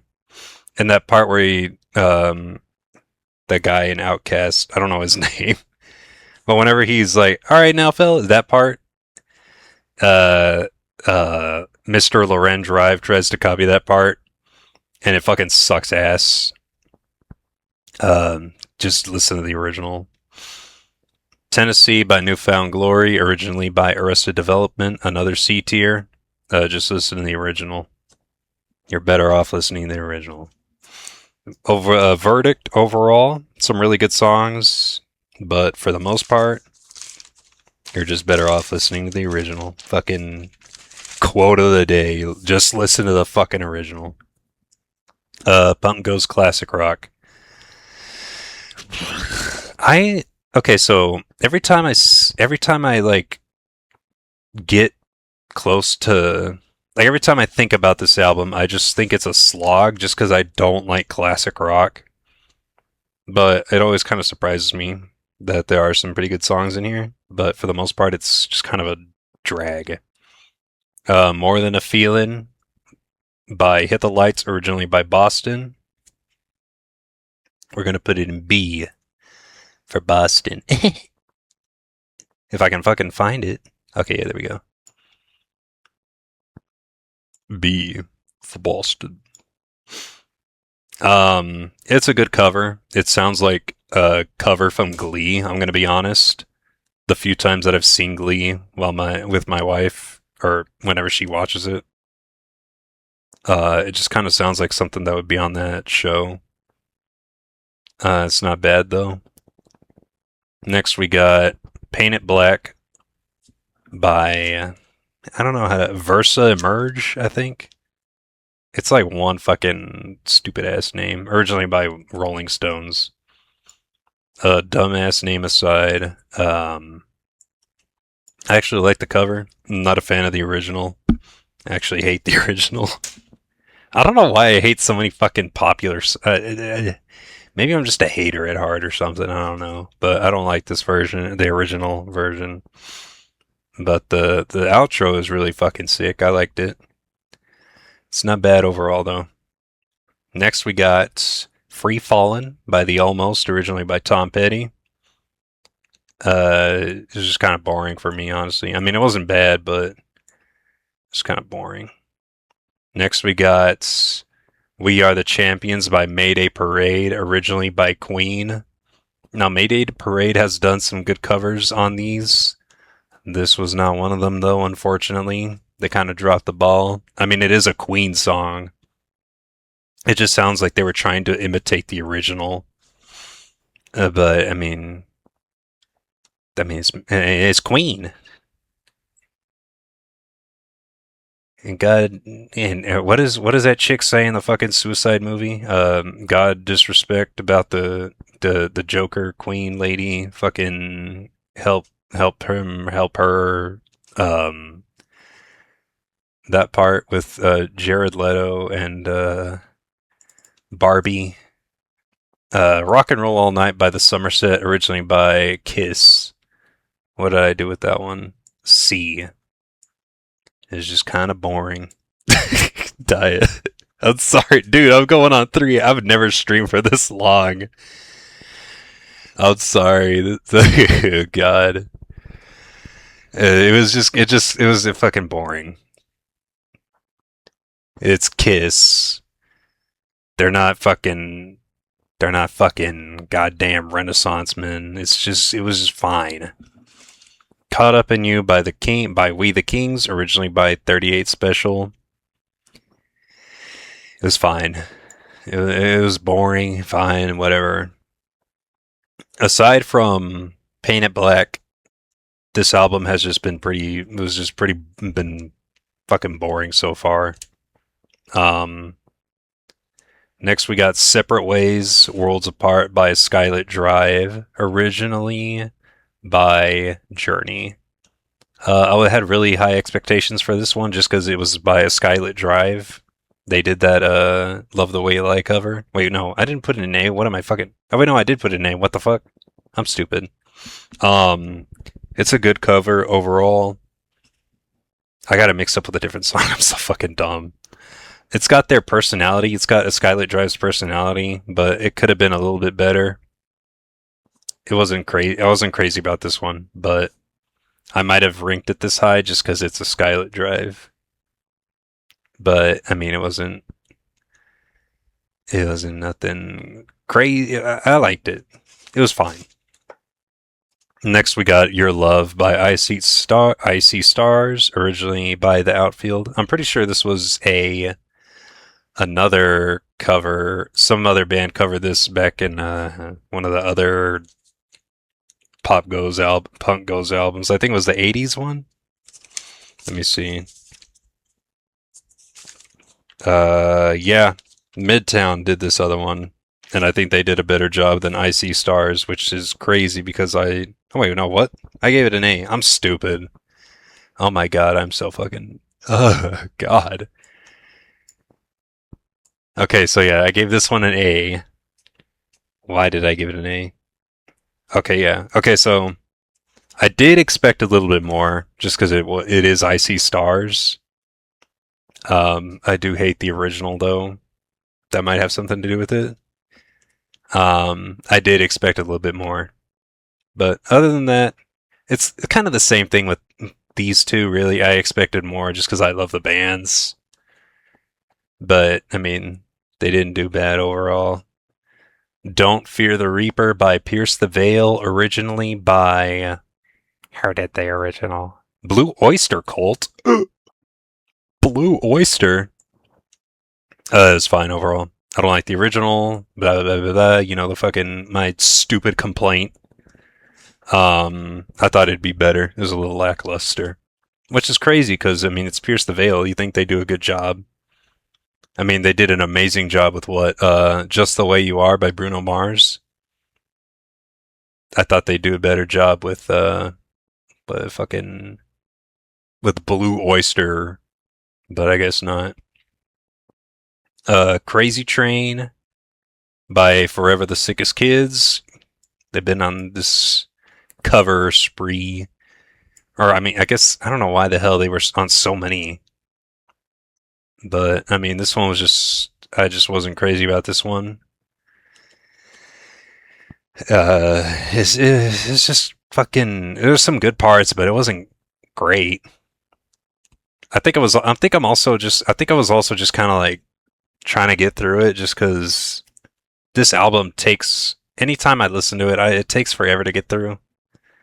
It's just so boring. Pour Some Sugar on Me by The Main, originally by Def Leppard, sucked. And it's crazy because they did that I Wanna Love You cover, but they on this one, they just kind of dropped the ball. I also don't like the original song.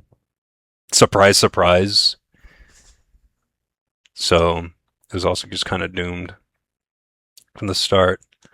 All Along the Watchtower by Envy on the Coast, originally by Jimi Hendrix. B. I mean, I didn't really have any high expectations.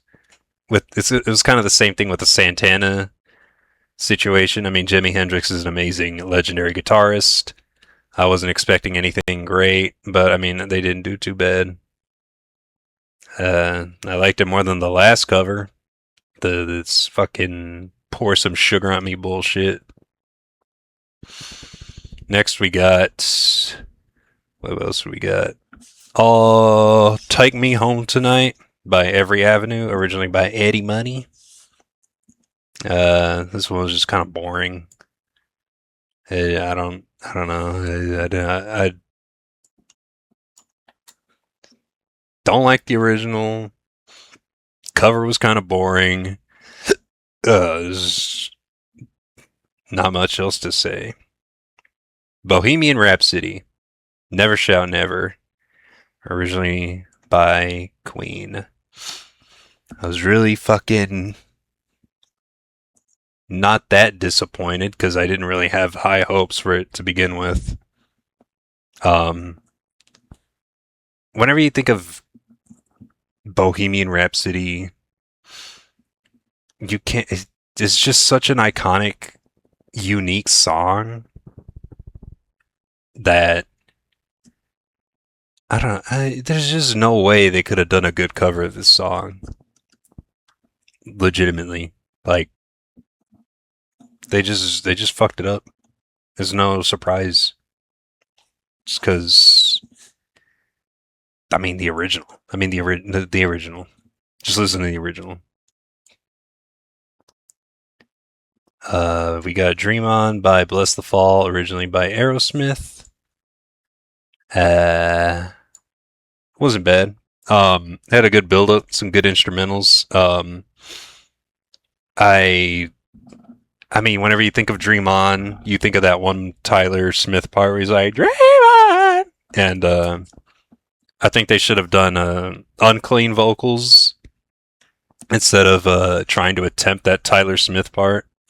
But he did try it, and I mean, he didn't do a good job. Obviously, that's why it's an A and not an S. I think if he did uncleans or screaming, it would have been a lot. It would have sounded a lot better. But no. So it's an A. So the verdict overall for this album was that it was boring as hell. It fucking sucked. I did not like this album at all. I don't know why. I always get so confused. Like I'm always like, oh, does it sound good? Does it sound great? Does it sound boring as hell? And it sounds boring as hell.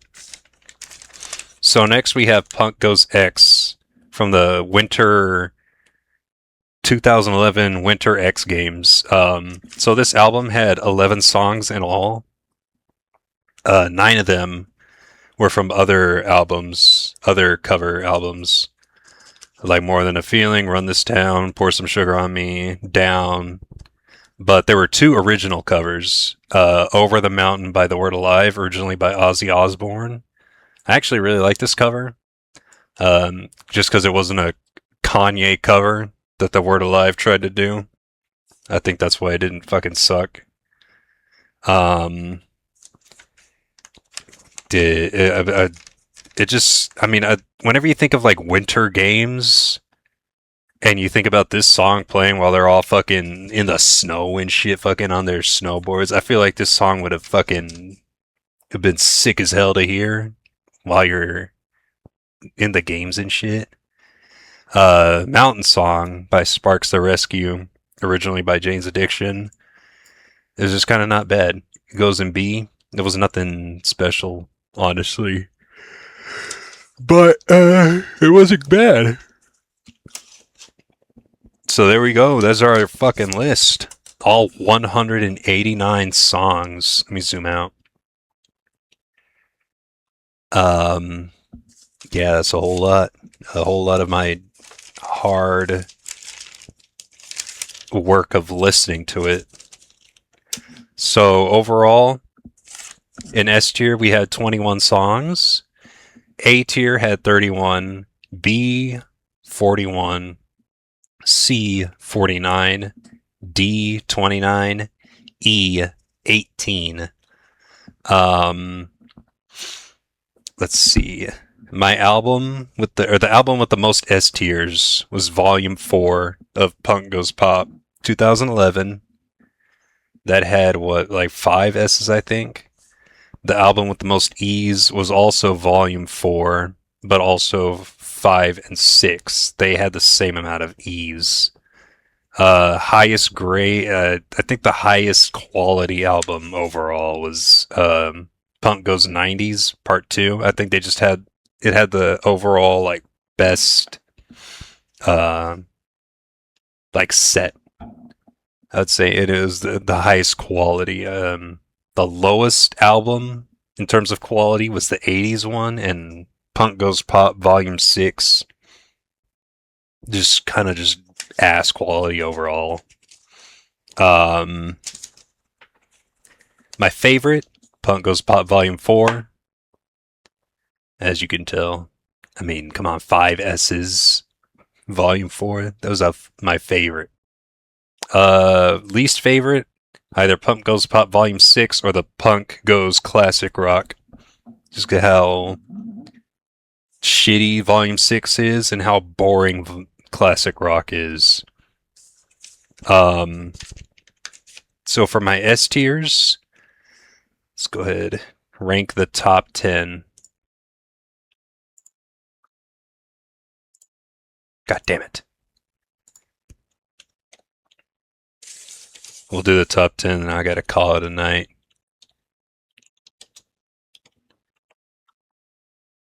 So these are also S tiers, but it's just to distinguish them from the common rabble of S tier. So at number 10 we got Nothing But a G Thing. Sorry, babe. I just think this cover is amazing. It's great. And then with number 9 we got Good Riddance, Time of Your Life by Ice Nine Kills. As much as that pains me to say Ice Nine Kills in a top 10, I fucking love that cover. Number 8 we got Just the Way You Are by Pierce the Veil, originally by Bruno Mars. 7 we got Runaway by Silverstein and Down with Webster, originally by Jay-Z and Pusha T. 6 we got Love the Way You Lie by A Skylit Drive, originally by Rihanna and Eminem. And for my top 5, In My Head, originally by Mayday Parade, originally by Jason Derulo. Then we got Little Lion Man by Tonight Alive, by Tonight Alive and Dave Petrovic, originally by Mumford & Sons. And for the top 3, Icebox. I'm not going to say the whole fucking thing because my fucking throat is killing me. Payphone. And then for my top fucking number 1 cover, my all-time favorite Punk Goes cover, Till the World Ends by Icy Stars, originally by Britney Spears. So these two are S tiers, but this is just, hold on, let me just change, no, change the color to match so it's not confusing. There we go. Top 10. I was going to do a bottom 10, but I didn't feel like it just because I don't want to listen to these and like fucking sit through them and be like, which one's my least favorite? But yeah, there we go. I know I said we were going to play some games, but this is already turning into a 3-hour stream. So that's going to have to do it for tonight. Yeah, take a good look. Look at all our hard work. This took so long to get together. I mean, most of it was just me sitting on my butt at work and listening to it and writing down something in my fucking journal. But yeah, this was just so much. This took up so much time of listening time. Like, you have no fucking idea. For 2 weeks, I was just nothing but Punk Goes covers. Oh my god, I've been listening to this in the background as Gangsta's Paradise by Falling in Reverse came on. But even with fucking shitty songs like that, there's just been so many good ones that I've like found, and so many that I've like already loved and like just have an even deeper appreciation of it. I mean, you didn't also have to make those little pictures. I mean, I didn't, but I mean, this was also just kind of something I was like, if I'm gonna do all this shit, I kind of feel like I have to go all the way. But Yeah, I mean, I just got really enveloped into this shit. It was a really fun fucking project. It was just kind of. Oh, okay. I don't know how it works. Oh, I mean, like I had to get like the covers and then put a little bit of effects on them, and then just like type out the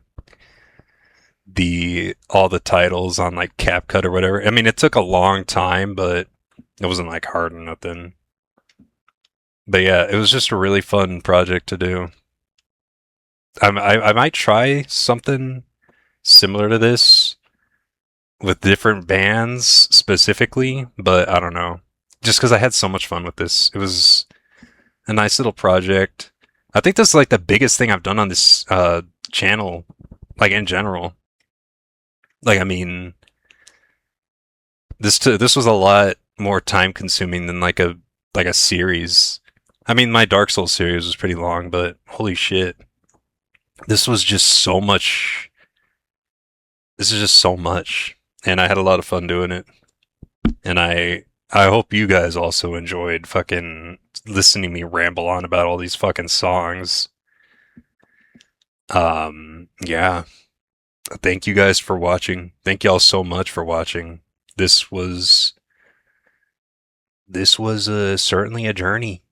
Um, and that's gonna have to do it for here. Thank y'all for watching. I don't know when I'll be able to stream next. I'm moving soon, so I just kind of wanted to just kind of send it out with a little bang. It might be months, might be just a few weeks, or it might be the same situation where it was kind of I just went on like a 6 month fucking non-stream hiatus. So if I don't see y'all for a while, check out my YouTube. All done. But yeah, thank y'all so much for watching. Y'all have a good rest of y'all's night. Peace.